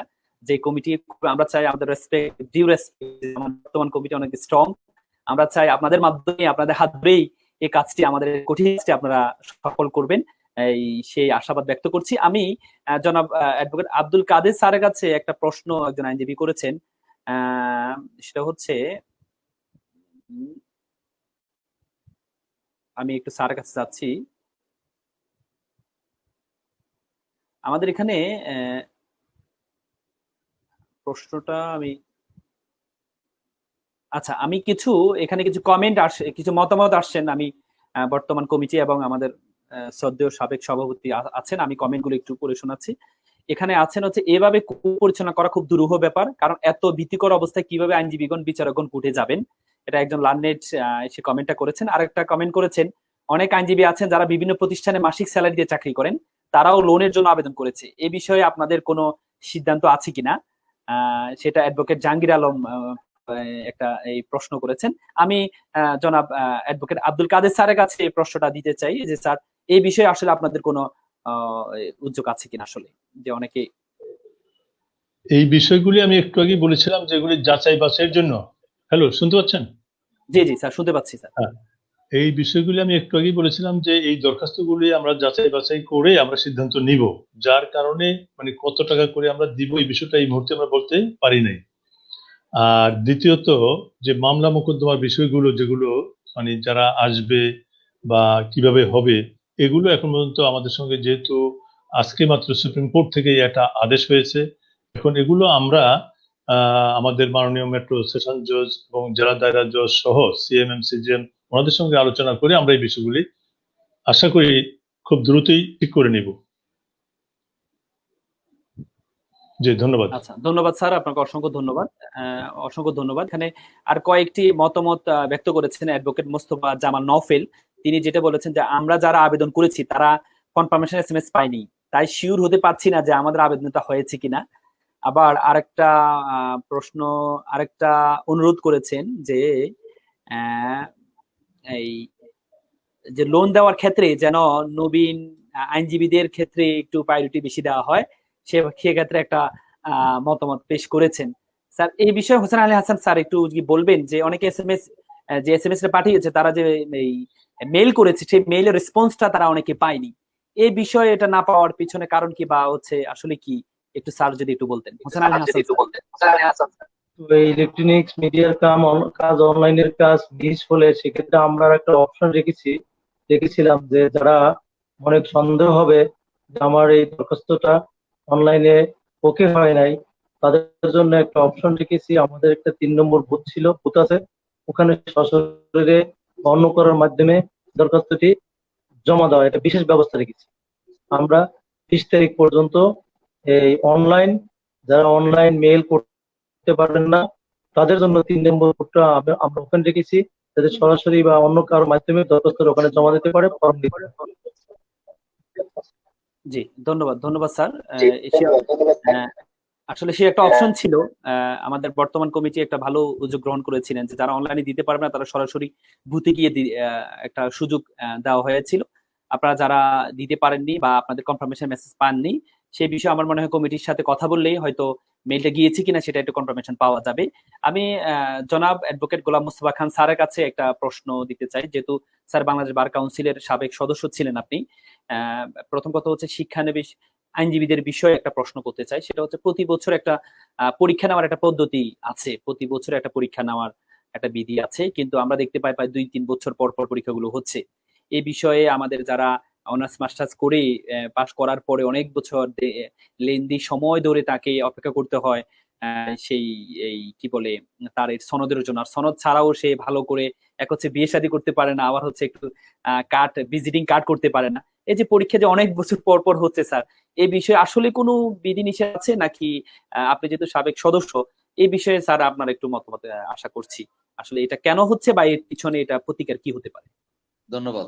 অনেকদিন পরে হলেও এই সুযোগটা আমি পেয়েছি, কারণ আমি যখন সদস্য ছিলাম এটা ফেস করেছি। ফেস করার কারণে আমার কিছু মতামত ছিল, আজকে সুযোগ পেলাম অন্তত বিজ্ঞ আইনজীবীদেরকে জানানোর। আপনারা জানেন আমাদের অ্যাডভোকেটশিপের যে পরীক্ষাগুলি হয় 3টা স্তর, এমসিকিউ, রিটেন এন্ড ভাইভা। তাহলে এই এমসিকিউ হওয়ার পরে দিনাদিনই হয়তো রেজাল্টটা পাওয়া যায়। এর পরে যখন রিটেন পরীক্ষার সময় আসে, রিটেন পরীক্ষাতে কয়টা বাধা ফেস করতে হয়, কারণ বাংলাদেশ বার কাউন্সিলের নিজস্ব কোনো ভবন নাই, নিজস্ব কোনো হল রুম নাই। যখন হাজার হাজার পরীক্ষার্থী আসে তখন এই পরীক্ষার জন্য ঢাকা বিশ্ববিদ্যালয় সহ Titumir college, Dhaka college, Eden college, বিভিন্ন কলেজের হল রুম গুলি ভাড়া নিতে হয়। তাহলে একটা দিনে সবগুলি হল রুম ভাড়া পাওয়া একটা ব্যাপক অসুবিধা হয়ে যায়। হয়তো ঢাকা বিশ্ববিদ্যালয় পাওয়া গেল, ঢাকা কলেজ পাওয়া গেল না, ঢাকা কলেজ পাওয়া গেল তো তিতুমির পাওয়া গেল না। যার কারণে এই বাংলাদেশ বার কাউন্সিলের নিজস্ব কোনো হল রুম না থাকার কারণে এই হল রুম ভাড়া নিতে যে একদিনে সমস্ত হল রুম গুলি পাওয়ার যে অসুবিধাটা, তাতে মাসকে মাস তাদেরকে অপেক্ষা করতে হল রুমটা পাওয়ার জন্য। আচ্ছা ঠিক আছে, পরীক্ষাটা নেওয়া হলো। পরীক্ষা নেওয়া হওয়ার পরে এই খাতাগুলি পরীক্ষা করে আপনারা জানেন আমাদের মহামান্য বিচারপতি মহোদয়রা খাতাগুলো নিরীক্ষা করেন। আর আপনারা জানেন কিনা জানি না, বার কাউন্সিলের খাতাগুলো 2বার নিরীক্ষা করে হয়, ফার্স্ট পেজ, সেকেন্ড পেজ। তো ফার্স্ট পেজে যখন যায় আমাদের বিজ্ঞ বিচারক বৃন্দ, বিচারপতি মহোদয়রা সারাদিন কাজকাম করে এসে এই খাতাগুলি যথাসময়ে দেখতে পারেন না, নিরীক্ষা করতে পারেন না। তাহলে ফার্স্ট পেজ আসতে এই জায়গায় 1 বছর, এরপর আবার সেকেন্ড পেজে পাঠানো প্রত্যেকটা খাতা, সেকেন্ড পেজে আবার জায়গায় 1 বছর, অর্থাৎ খাতা দেখার যে সময়টা সেই সময়টা চলে যায়। বেশিরভাগ সময় যেহেতু আমাদের আগে বলেছি যে মহামান্য বিচারপতি মহোদয় সবসময় ব্যস্ত থাকেন এই কোর্টের কাজ নিয়ে, এই খাতাগুলি সময় মতো নিরীক্ষা করতে না পারার কারণে মাসকে মাস সময় শেষ হয়ে যায়। এক আর দ্বিতীয় হলো যে এই রেজাল্ট গুলি যখন আসে, রেজাল্ট গুলি আসলে টেবুলেশন করে রেজাল্ট দেওয়া, এইটাও একটা ব্যাপার আছে, এই সময়টা চলে যায়। তো এই খাতার নিরীক্ষার কারণে আমাদের 1-1.5 বছর 2 বছর চলে যায়। প্রতি বছর পরীক্ষা নেওয়ার কথা থাকলেও একবারের পরীক্ষায় শেষ করতে প্রায় 2 বছর 2.5 বছর লেগে যায়। এইটা প্রক্রিয়াগত। সেজন্য আমি যখন age N chairman of the legal education committee Bangladesh bar council, আমি কিছু মতামত দিয়ে আসছিলাম আমার কমিটি থেকে। সেটা হলো যে অ্যাডভোকেটশিপদের পরীক্ষার খাতাগুলি নিরীক্ষা করবে নিম্ন আদালতের বিচারপতি, not less then the additional judge, not less than the additional judge. Additional judgeর নিম্নমান নয়, এরকম বিজ্ঞ জজদের মাধ্যমে খাতাগুলো নিরীক্ষা করা যায়, এবং senior advocate of the bar association practising length not less than 20 years, তাহলে পরে, এবং learned teachers of the universities of the law departments. আমি এই মতামতগুলি দিয়ে আসছিলাম। আমি বলেছিলাম যে যেহেতু মহামান্য বিচারপতিগণ অত্যন্ত ব্যস্ত থাকেন, এবং এই ব্যস্ততার মধ্যে এই খাতাগুলি নিরীক্ষা করা, হাজার হাজার খাতা নিরীক্ষা করা অনেক সময় হয়ে যায়। অ্যাডভোকেট শিফটে অন্তত এখানে হোক, এবং হাইকোর্টের জন্য যে পরীক্ষা হয় সেইটা মহামান্য বিচারপতিরা দেখতে পারেন, সেখানে সংখ্যা কম থাকে, সময় কমে পারা যায়। কিন্তু এতগুলি খাতা ওনারা নিরীক্ষা করতে যায়, সময়টা আসলেই নষ্ট হয়ে যায়। এটা স্যারদের কোনো ইচ্ছাকৃত নয়, অনিচ্ছাকৃত, কারণ সময়টা পাইলে তো খাতাটা নিরীক্ষা করবেন, আর খাতাটা তো যথার্থভাবে নিরীক্ষা করতে হবে, সেই কারণে সময়টা চলে যায়। এইটা আমি ফেস করে আসছি, এই জন্য আমি এই মতামত গুলি দিয়ে আসছি 3টা ক্যাটাগরিতে, all the teachers of the law department universities, এবং senior member of the bar association not less then the practice length 20 years, এবং দি জাজেস not less then the additional জাজ, নিম্ন আদালতের জাজের দ্বারা নিরীক্ষা করা যেতে পারে। এইটা হলে আমার মনে হয় ভালো। জি, আমরা আশা করছি এই প্রবলেমটা অতি শীঘ্রই আপনাদের পরামর্শ আলোকেই সলভ হবে। স্যার, এই একই প্রশ্নের উপরে যে বর্তমানে হাইকোর্টের যে পরীক্ষা পদ্ধতি, সেই পদ্ধতিতে আমরা দেখতে পাচ্ছি এমসি মানে যাচ্ছে একটা বিষয় আমরা দেখতে পাচ্ছি। এই বিষয়ে স্যার, আপনি যেহেতু সাবেক সদস্য, এই বিষয়ে স্যার আপনাদের আসলে এটা আসলে সিদ্ধান্তটা কি? আমরা অনেকে বলছি যে এমসিকিউ হবে, এমসিকিউটা চালু করেছে, অনেকে বলছে চালু করা হয়নি, অনেকে বলছে চালু করেছে, এটা পেন্ডিং আছে। এই বিষয়ে স্যার আপনি যদি একটু আসলে বিষয়টা কি যদি একটু আমরা জানতাম। হাইকোর্টের যে পরীক্ষার বিষয়, হাইকোর্টে শুধু রিটার্ন এবং ভাইভা, এমসিকিউ এখনো প্রবর্তন নেই। এমসিকিউর যে একটা কথা উঠেছে, এটা কি আসলে মানে একটা রিউমার নাকি আসলে? রিউমার কথা উঠলে যতক্ষণ পর্যন্ত আপনি জানেন বাংলাদেশ বার কাউন্সিল তার নিজস্ব রোল করে নিজেরা তৈরি করতে পারে, কিন্তু 2012 সালে যখন আমরা নির্বাচিত হয়েছিলাম, তখন যে কোনো ভাবেই হোক এইটাকে একটু ক্ষমতা নিয়ে যাওয়া হয়েছে আইন মন্ত্রণালয়ের কাছে। সেখানে বলা আছে যদি বাংলাদেশ বার কাউন্সিল কোনো রুল তৈরি করে, তার prior permission from the law ministry লাগবে, যার কারণে ল মিনিস্ট্রি যদি না চায় তাহলে এইটা এখন হবে না। আর এমসিকিউটা হাইকোর্টে আমার কাছে খুব ভালো না। আমরা কিন্তু এটাও বলে এসেছিলাম, আমাদের একটা মতামত আছে যে হাইকোর্টে যারা কারণ হাইকোর্টে যারা করবে, প্র্যাকটিস করবে, তারা তো লয়ার হচ্ছে না। তারা যদি হাইকোর্টে মেম্বার নাও হয়, তাহলে তার কিন্তু প্র্যাকটিস ছেড়ে যাচ্ছে না। সুতরাং হাইকোর্টের জন্য পরীক্ষার দরকারটা কি? শুধু একটা 20 বছর প্র্যাকটিস, যাদের আমরা বলেছিলাম যে 20 বছর যাদের প্র্যাকটিস হবে, তারা যদি হাইকোর্টে আসতে চায় তাহলে গোল্ডেন হ্যান্ডশেকের মাধ্যমে তাদেরকে মেম্বার করে নেওয়া উচিত। এই মতামত আমার দেওয়া আছে, আমার কমিটিতে এই মতামত পাস করে। ধন্যবাদ স্যার। প্র্যাকটিস করে they should become automatically the member of the High Court Division. জি, ধন্যবাদ স্যার। আমি সাথে সাথে একটা লার্নেড একটা প্রশ্ন করেছেন যে জামিনের বিষয়ে কোর্ট যদি একটু মানবিক হন, বিশেষ করে রাজনৈতিক মামলার বিষয়ে, তাহলে ভুক্তভোগী জনসাধারণের উপকার হবে বলে মনে করি। এই বিষয়ে আমি জনাব আব্দুল কাদের স্যারের কাছে একটু জানতে চাই। স্যার, এই বিষয়ে আসলে আপনাদের কমিটি বা রাজনৈতিক মামলার বিষয়ে বা আসলে আপনাদের এই কমিটি এই আমাদের যে লার্নেডের যে কথাটা, এই কথাটা কিভাবে আসলে একটু আপনার অভিমতটা একটু চাচ্ছিলাম। জি, ধন্যবাদ। আমার জানা মতে বিগত প্রায় এক বছর পর্যন্ত রাজনৈতিক মামলাগুলো, যেগুলো অনেক দিনের পুরনো মামলা, সেগুলো যারা সারেন্ডার করে তাদেরকে জামিন দেওয়া হয়, যারা ভিতরে আছে তাদেরকেও জামিন দেওয়া হচ্ছে। কাজে এখানে রাজনৈতিক বিবেচনার মামলাগুলা এখন আর আগের মতন ওই অবস্থায় নাই। আচ্ছা আচ্ছা, জি জি জি, আমরা নিজেরাও প্র্যাকটিস করছি, আমরা নিজেরাও দেখতে পাচ্ছি যে জামিনের বিষয়গুলো, রাজনৈতিক মামলাগুলো খুব সহজে সারেন্ডার করলে খুব হয়তো টেক ব্যাক দেয়, না বেশি সমস্যা হলে টেক ব্যাক দেয়, না হলে জামিন দেয়, সেটা আমরা নিজেরাও দেখতে পাচ্ছি। যাক, লার্নেডের প্রশ্ন ধরেই আমরা স্যারের কাছে প্রশ্নটা আমরা করেছি। আরেকটা লার্নেড প্রশ্ন করেছেন যে ভার্চুয়াল জুডিশিয়ারি চালু করার ক্ষেত্রে, যেটা ভারতে, পাকিস্তানে আছে এবং পৃথিবীর বিভিন্ন দেশে আছে, এটার বিষয়ে আসলে ভার্চুয়াল অপারেশন অফ জুডিশিয়ারি চালু করা যায় কিনা, অনলাইন ভিত্তিক জুডিশিয়ারি যেটাকে বলে, সেটা চালু করা যায় কিনা, আমরা হোসেন আলী হাসান স্যারের কাছে এই বিষয়টা নিয়ে একটু জানতে চাচ্ছিলাম। পাকিস্তান, শ্রীলঙ্কার ইয়া দিয়ে তো আমাদের সিস্টেম দিয়ে তো আমাদের চলবে না। আমাদের যে বাংলাদেশে যে সিস্টেমে আমরা চলি এবং বিজ্ঞ আদালতে প্রসিডিউর দেয়, বার এবং বেঞ্চের সাথে সমন্বয় করে যেসব প্রসিডিউর গুলি আমাদের দেশের মানুষের জন্য ইজি হয়, সেগুলি দিয়ে আমরা চলতে পারি।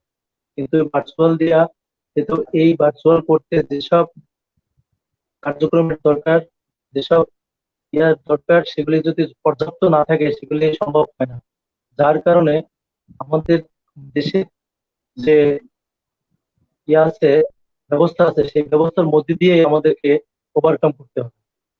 ওই ভারত, পাকিস্তান বা অন্য দেশের সিস্টেম দিয়া আমাদের দেশে চলবে না, কারণ ওদের যতটা ক্যাপাবিলিটি আছে ভার্চুয়াল আদালত পরিচালনা করার জন্য, সেই ক্যাপাবিলিটি আমাদের নাও থাকতে পারে। আর ইতিমধ্যে মহামান্য সুপ্রিম কোর্টের আমাদের মাননীয় প্রধান বিচারপতি ভেবে চিন্তেই যে আংশিক আদালতগুলি করে রেখেছেন, এবং এই প্রক্রিয়ার সাথে আনুষঙ্গিক যাহা প্রয়োজন তাহাই আমরা পরবর্তী আমাদের সাথে সাক্ষাৎ করে, আমাদের সংশ্লিষ্ট বিচারপতি মহোদয়ের সাথে সাক্ষাৎ করে আমরা এর পূর্ণাঙ্গ আহ, পদ্ধতি পলিসি দিতে পারবো, যাতে কারো কোনো সমস্যা না হবে না, আশা করি। জি, ধন্যবাদ স্যার।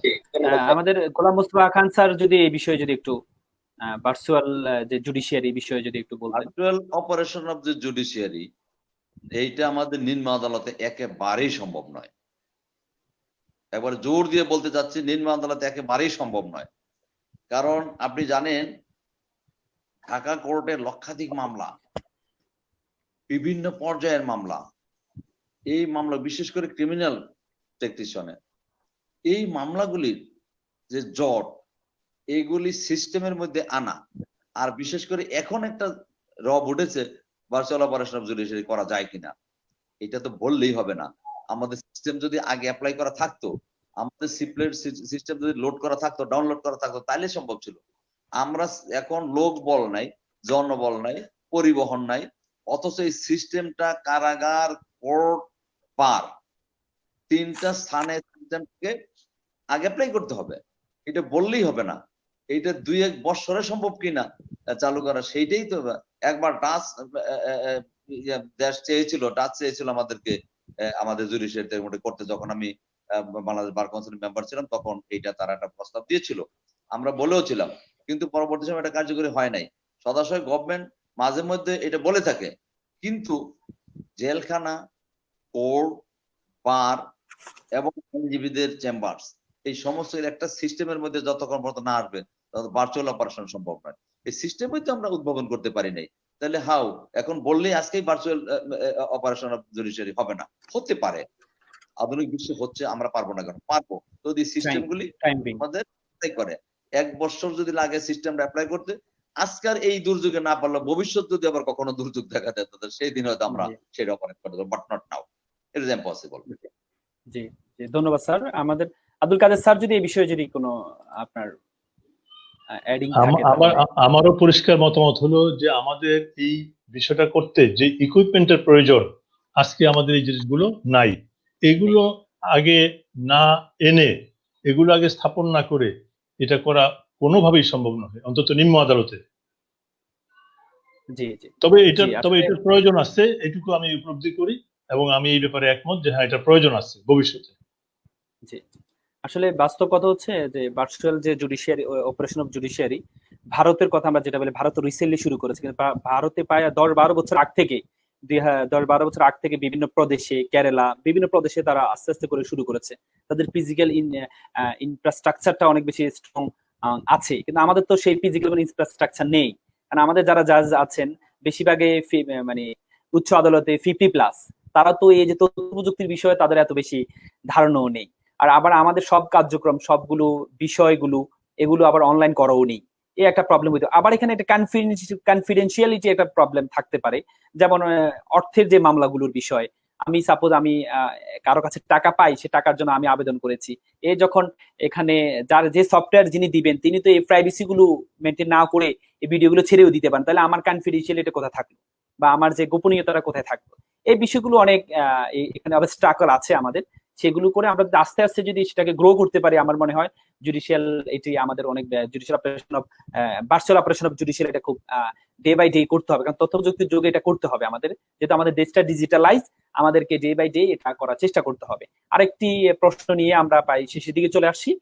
একজন লার্নের প্রশ্ন করেছেন যে মামলাগুলোর, যেমন চেকের মামলা, যে মামলাগুলোর আপনার একেবারে শেষ প্রান্তে চলে আসছে, যে মামলাগুলোর লিমিটেশন শেষ, সেক্ষেত্রে যেমন চেক ডিজাইনার মামলা, সেক্ষেত্রে আসলে এই যে এখন যে লকডাউন পরিস্থিতি, এই পরিস্থিতির পরবর্তীতে এই মামলাগুলো আসলে রেমিডি কি হতে পারে বা লিমিটেশনের বিষয়টা কি হতে পারে, এটা আমি হোসেন আলী হাসান স্যারের কাছে একটু জানতে চাচ্ছিলাম স্যার। ধন্যবাদ। ইতিমধ্যে আমরা এই আদালত যে করোনা ভাইরাস শুরু হওয়ার সাথে সাথে আমরা বৈঠক করেছিলাম, এবং সেক্ষেত্রে আমরা বলেছিলাম যে আমরা যখনই ওই শুধু দুইটা বিষয় এসেছিল, নিষেধাজ্ঞা শুনানি এবং জামিন শুনানি, বাকি সব শুনানি যখন স্থগিত হয়ে যায়, তখন আমরা আদালতকে বলেছিলাম যে চেকের মামলাগুলি টাইম শেষ হয়ে গেলে সেগুলির কি অবস্থা হবে। তখন উনি মহানগর আদালত বাহাদুর উত্তর দিয়েছিলেন যে এই বিষয়গুলি যেহেতু সুপ্রিম কোর্টের নির্দেশে, সরকারের নির্দেশে এই দুইটা বিষয় চলমান, আর বাকিগুলি যেহেতু স্থগিত আছে, এই স্থগিতের সময়টা হয়তো কনসিডারেশনে এনে পরবর্তীতে এটার ব্যবস্থা নেওয়া যেতে পারে।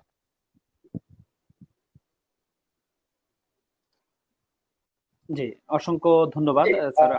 আমরা যেটা চিন্তা করছি তার আগে আপনারা চিন্তা করছেন, এটা আমাদের জন্য অনেক বড় ইন্সপিরেশনাল ম্যাটার, যে আমরা চিন্তা করার আগে আমাদের কমিটি যাদেরকে আমরা নির্বাচিত করেছি ওনারা চিন্তা করছেন। এই বিষয়ে আপনাদেরকে কংগ্রেচুলেশন জানাচ্ছি। প্রিয় দর্শক, আমরা একেবারেই শেষ প্রান্তে চলে আসছি। আমরা অনেকক্ষণ আপনাদেরকে প্রথমে ধন্যবাদ জানাচ্ছি, আপনারা অনেকক্ষণ ধরে আমাদেরকে সাথে থাকার জন্য।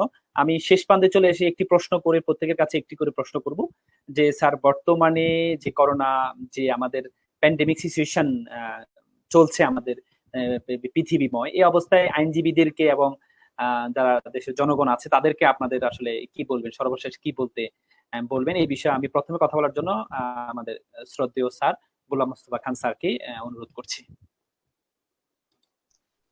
পৃথিবীময় এই করোনা ভাইরাস কোভিড-19 এটা ধ্বংসলীলা চালিয়ে যাচ্ছে। সমস্ত বিশ্ব স্বাস্থ্য সংস্থা WHO নিয়ম অনুযায়ী, প্রতিটা দেশের স্বাস্থ্য অধিদপ্তর অনুযায়ী, স্বাস্থ্য বিভাগ অনুযায়ী যে নিয়মগুলি মানার জন্য বলা হয়েছে, বিশেষ করে আমাদের মাননীয় প্রধানমন্ত্রী 31টা দিক নির্দেশনা দিয়েছেন, এই নির্দেশনাগুলি মেনে আমাদের থাকতে হবে। আমরা যতই বলি কোর্ট খুলুক, আমরা যাই, কিন্তু মন থেকে কিন্তু সায় পাবো না যে আমরা গেলে আবার 200-500 লোক একসাথে হলে কে আক্রান্ত হয় কে আক্রান্ত হয় না, কারণ এটা এত ছোঁয়াচে যে শ্বাসের সাথে, নিঃশ্বাসের সাথে, গায়ে ঘষা লাগলে এইটা ভাইরাসটা চলে আসে। সুতরাং এটা অত্যন্ত কঠিন সময় আমাদের জন্য।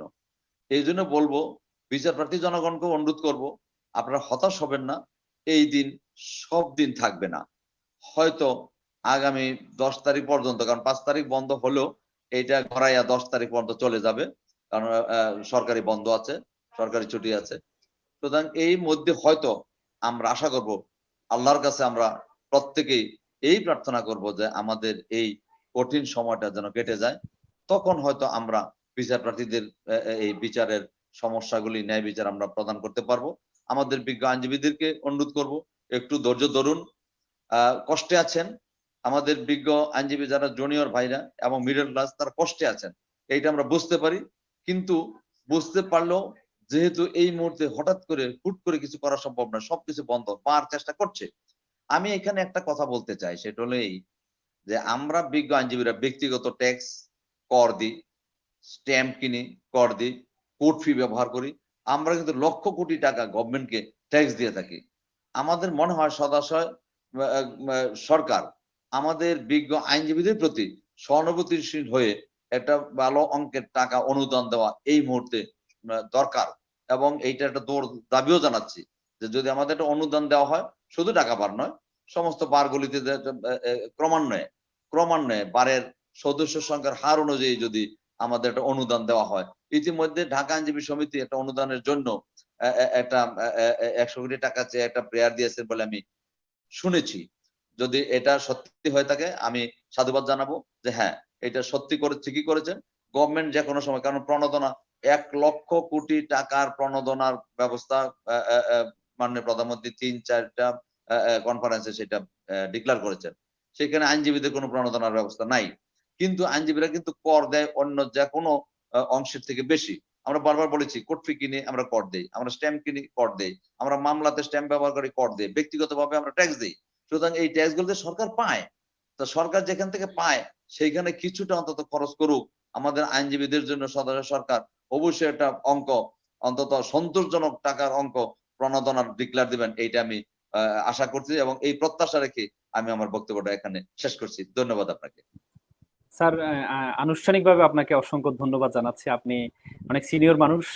আজকে আমাদের এই ছোট্ট প্রয়াস, ছোট্ট এই আয়োজনে আপনি আমাদের সাড়া দিয়েছেন। অনেকক্ষণ ধরে প্রায় 1.5 ঘন্টা ধরে আমাদের কনফারেন্সটা চলছে। আমাদের অনেক আইনজীবী আপনাদেরকে কমেন্টের মাধ্যমে অনেক বেশি ধন্যবাদ জানাচ্ছে। অ্যাডভোকেট মাহবুবুর রহমান বলছেন এই ধরনের কনফারেন্স আয়োজনের জন্য অনেক ধন্যবাদ। কিছুদিন পর আরেকজন লানেট বলেছেন কিছুদিন পর পর যদি সিনিয়র বিজ্ঞ আইনজীবীদেরকে যদি আমাদের সামনে এভাবে নিয়ে আসা হয় তাহলে আমরা অনেক বেশি মনে শান্তি সাহস পাই। সেই বিষয়ে আপনাদেরকে ধন্যবাদ জানাচ্ছে। স্যার, আমি স্পেশালি আমাদের এলএসসি ল স্কুলের পক্ষ থেকে আপনাকে অসংখ্য ধন্যবাদ জানাচ্ছি আমাদেরকে আজকের এই সুন্দর প্রয়াসে আপনি এসে আমাদের আরো বেশি প্রয়াসটাকে আরেকটু সুন্দর করার জন্য। আমি এখন চলে যাচ্ছি আমাদের জনাব অ্যাডভোকেট জনাব অ্যাডভোকেট আব্দুল কাদের স্যারের কাছে। স্যার, আসলে এই বর্তমান অ্যাডভোকেট আইনজীবীদেরকে এবং সাধারণকে এই করোনার যে ভয়াল গ্রাস, এই অবস্থায় আপনার করণীয় দিক নিয়ে যদি কিছু বলেন। কোরালগ্রাসী করোনা এটা বিশ্বব্যাপী বৈশ্বিক সমস্যা, শুধু বাংলাদেশের সমস্যা নয়। আর এটা এমন একটা জীবাণু এবং এটা এমন একটা রোগ যেটা কোনো ঔষধ এখন পর্যন্ত আবিষ্কার হয় নাই। এটার একটা মাত্র প্রতিকার আছে, সেটা হলো যে দূরত্ব বজায় রাখা, ঘরে থাকা, নিজেকে সেফ রাখা, পরিবার পরিজনকে সেফ রাখা এবং দেশের সমস্ত জনগণকে সেফ রাখা।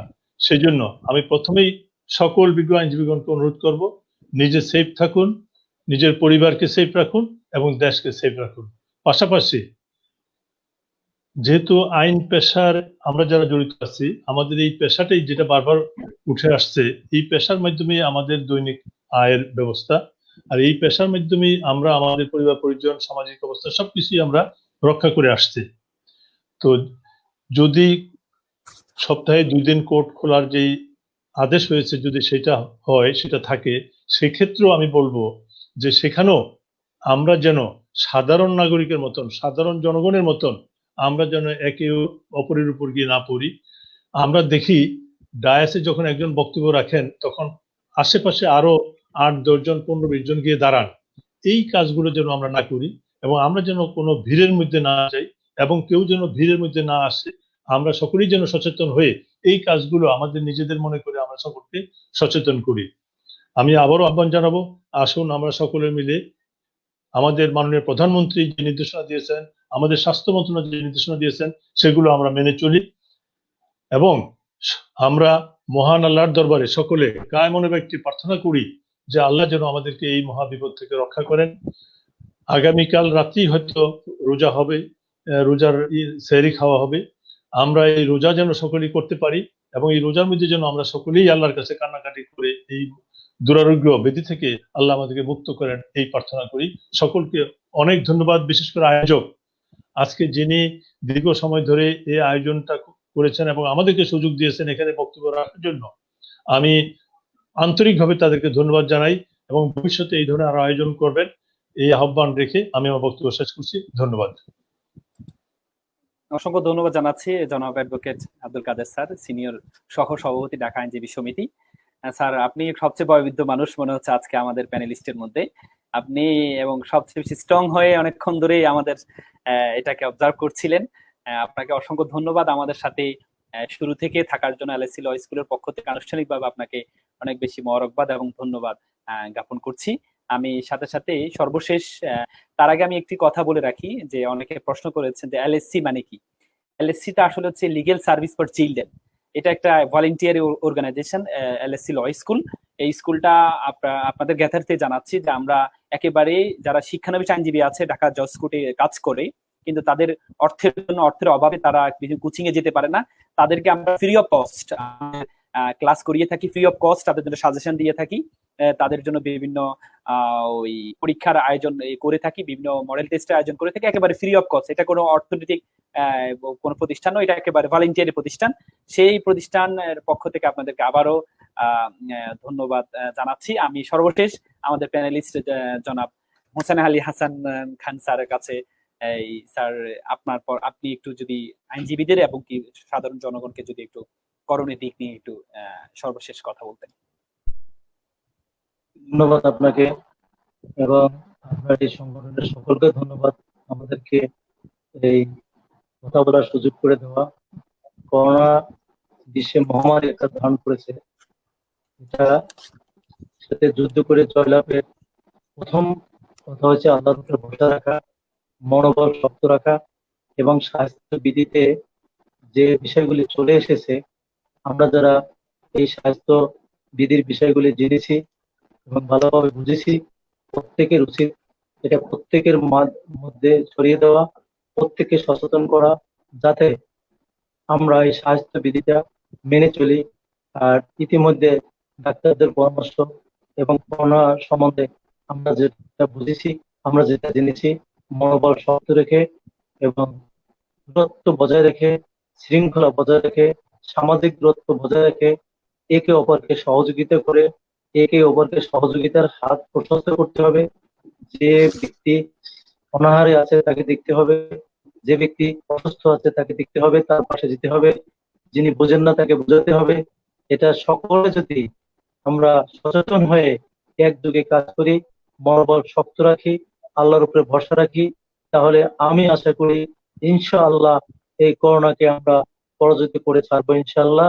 আর আইনজীবীদের প্রতি সকলের প্রতি আমার আহ্বান থাকবে যে এই বিশেষ আংশিক আদালত খুলে দেওয়ার কারণটা আমরা যেন এর যথার্থ মর্যাদা দিতে পারি, যথার্থ সম্মান দিতে পারি, যথার্থভাবে এর কোনো অপব্যবহার আমরা না করে এর সদ্ব্যবহার যদি আমরা করতে পারি, আমরা যদি স্বাস্থ্যবিধি মেনে চলতে পারি এবং সকলের প্রতি যদি আন্তরিক হতে পারি, তাহলে আমি আশা করি ইনশাআল্লাহ আমরা যেহেতু মানব জাতি, আল্লাহ বলেছেন এটা হচ্ছে পৃথিবীর শ্রেষ্ঠ জাতি, যেহেতু শ্রেষ্ঠ জাতি হিসেবে আল্লাহ আমাদেরকে পৃথিবীতে পাঠিয়েছে, আমরা যদি আল্লাহর উপরে ভরসা রেখে আমরা সমস্ত নিয়ম কানুন মেনে চলি, তাহলে এই করোনাকে পরাজিত করা খুবই সহজ এবং সম্ভব। কারণ অন্যান্য জ্বরের মতন এও 104 জন নিয়ে আসে, তখন যে জিনিসগুলি খেতে হয় সেগুলি যারা না জানে তাদেরকে পৌঁছে দেওয়া, যার আহার নাই তাকে আহার পৌঁছে দেওয়া, যার সহযোগিতা তাকে যার যতটুকু আছে সহযোগিতা করলে আমরা সবাই ঐক্যবদ্ধ ভাবে যদি একে অপরের ভাই হিসেবে, বন্ধু হিসেবে, পিতা হিসেবে, বোন হিসেবে, সন্তান হিসেবে যদি আন্তরিক হই, তাহলে এটা আমি আশা করি এটা যতদূর বেড়েছে আর সারা পৃথিবীতে আর এতটা বাড়তে পারবে না। ঐক্যবদ্ধ ভাবে সকলকে মোকাবিলা করা।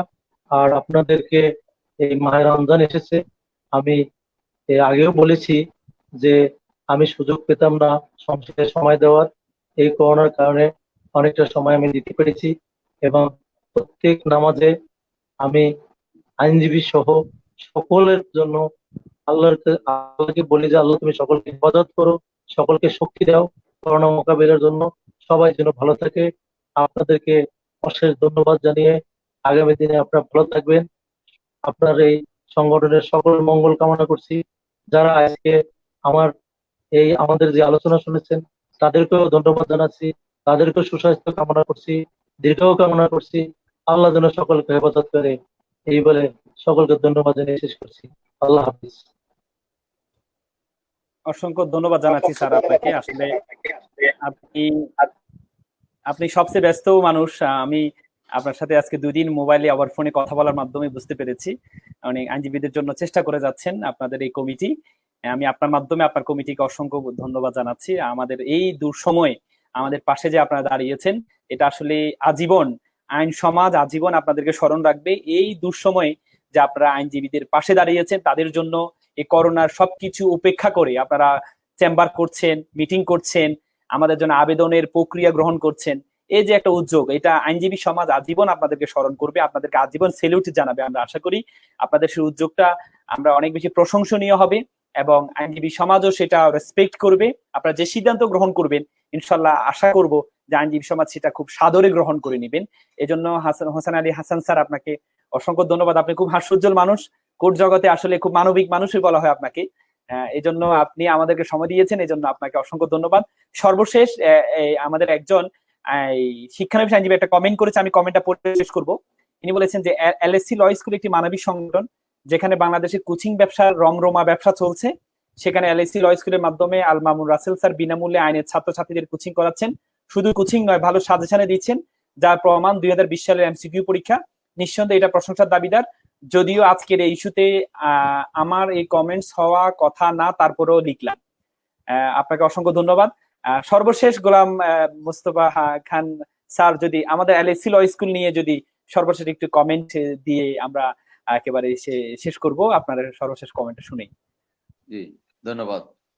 এলএসসি ল স্কুলকে ধন্যবাদ জানাচ্ছি এই কারণে যে তারা যেখানে এই প্রশ্নটা যে করেছেন যে কোচিং এর যেখানে রমরমা ব্যবসা, সেখানে আপনারা বিনামূল্যে আইনের ছাত্রদেরকে হাতে খড়ি দিচ্ছেন, আইন শিখাচ্ছেন, আইনের পরীক্ষার্থে সাজেশন দিয়ে তাদেরকে সহায়তা করছেন এবং এমসিকিউতে ভালো রেজাল্ট হয়েছে তাও জানিয়েছেন। সেই জন্য আপনাদের কার্যক্রমকে আমি সাধুবাদ জানাই, ধন্যবাদ জানাই এবং আপনাদের কার্যক্রম উত্তরোত্তর আরো প্রশংসিত হোক, আরো বৃদ্ধি পাক এবং সমস্ত শিক্ষানবিশ আইনজীবীরা আপনাদের কাছে যে তাদের এই আকুতি প্রকাশ করুক, তারা আপনাদের সহযোগিতা পাক, সাহায্য পাক, এই কামনা করছি।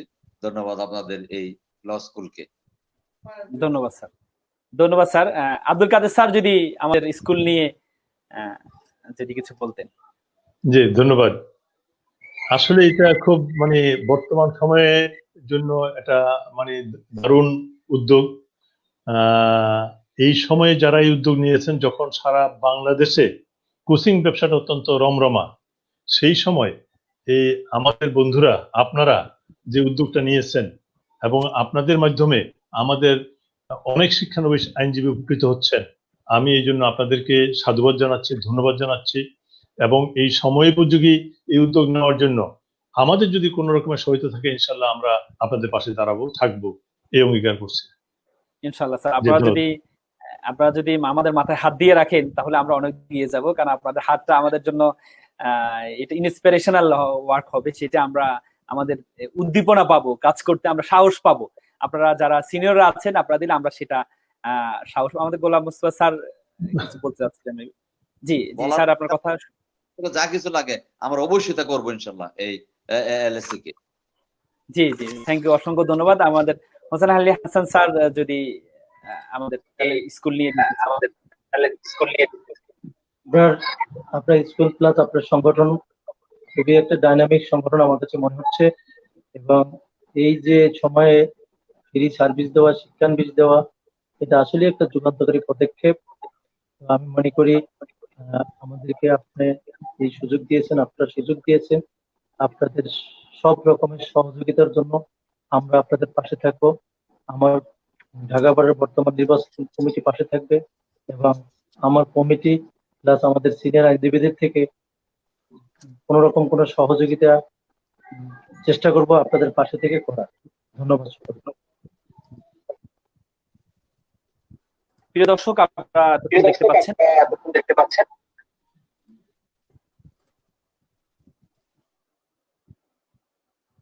প্রিয় দর্শক, আপনারা এতক্ষণ দেখতে পাচ্ছেন প্রায় দীর্ঘ সময় ধরে আমাদের প্যানেলিস্ট যারা আছেন, আইন জগতে যারা কর্ণধার আছেন এবং আমাদের অভিভাবক যারা আছেন আপনাদের সাথে এতক্ষণ পর্যন্ত সময় ব্যয় করেছেন এবং আপনাদেরকে অনেক কষ্ট করে তাদের এই বয়সে এই অবস্থায় এতক্ষণ বসে থাকা, আমি একজন ইয়াং মানুষ, আমারও বসতে খুব কষ্ট হচ্ছে, যেখানে আমাদের প্যানেলিস্টরা খুব এই অবস্থায় এই শরীর নিয়ে ওনারা যে এতক্ষণ ধরে বসে আছেন, এটা আসলে খুবই প্রশংসার দাবিদার এবং আমরা কৃতজ্ঞতা জ্ঞাপন করছি আমাদের প্যানেলিস্ট অতিথিবৃন্দকে। এবং প্রিয় দর্শক, আপনাদেরকে অসংখ্য ধন্যবাদ জানাচ্ছি। আপনারা কমেন্টের মাধ্যমে, মতামতের মাধ্যমে আমাদের আজকে প্রোগ্রামকে খুব প্রাণবন্ত করেছেন, আমাদেরকে এনকারেজ করেছে, আমাকে ইন্সপাইরেশন দিয়েছেন। এজন্য সকলকে আবারও ধন্যবাদ জানিয়ে আগামী পর্বে ইনশাআল্লাহ আমরা চেষ্টা করব আরো কিছু আইনের কর্ণধার এবং অভিভাবকদেরকে নিয়ে আপনাদের সামনে উপস্থিত হওয়ার জন্য। সেই পর্যন্ত ভালো থাকবেন, সুস্থ থাকবেন। সকলকে আবারও সালাম জানিয়ে এখানে শেষ করলাম। আসসালামু আলাইকুম ওয়া রাহমাতুল্লাহি ওয়া বারাকাতুহু।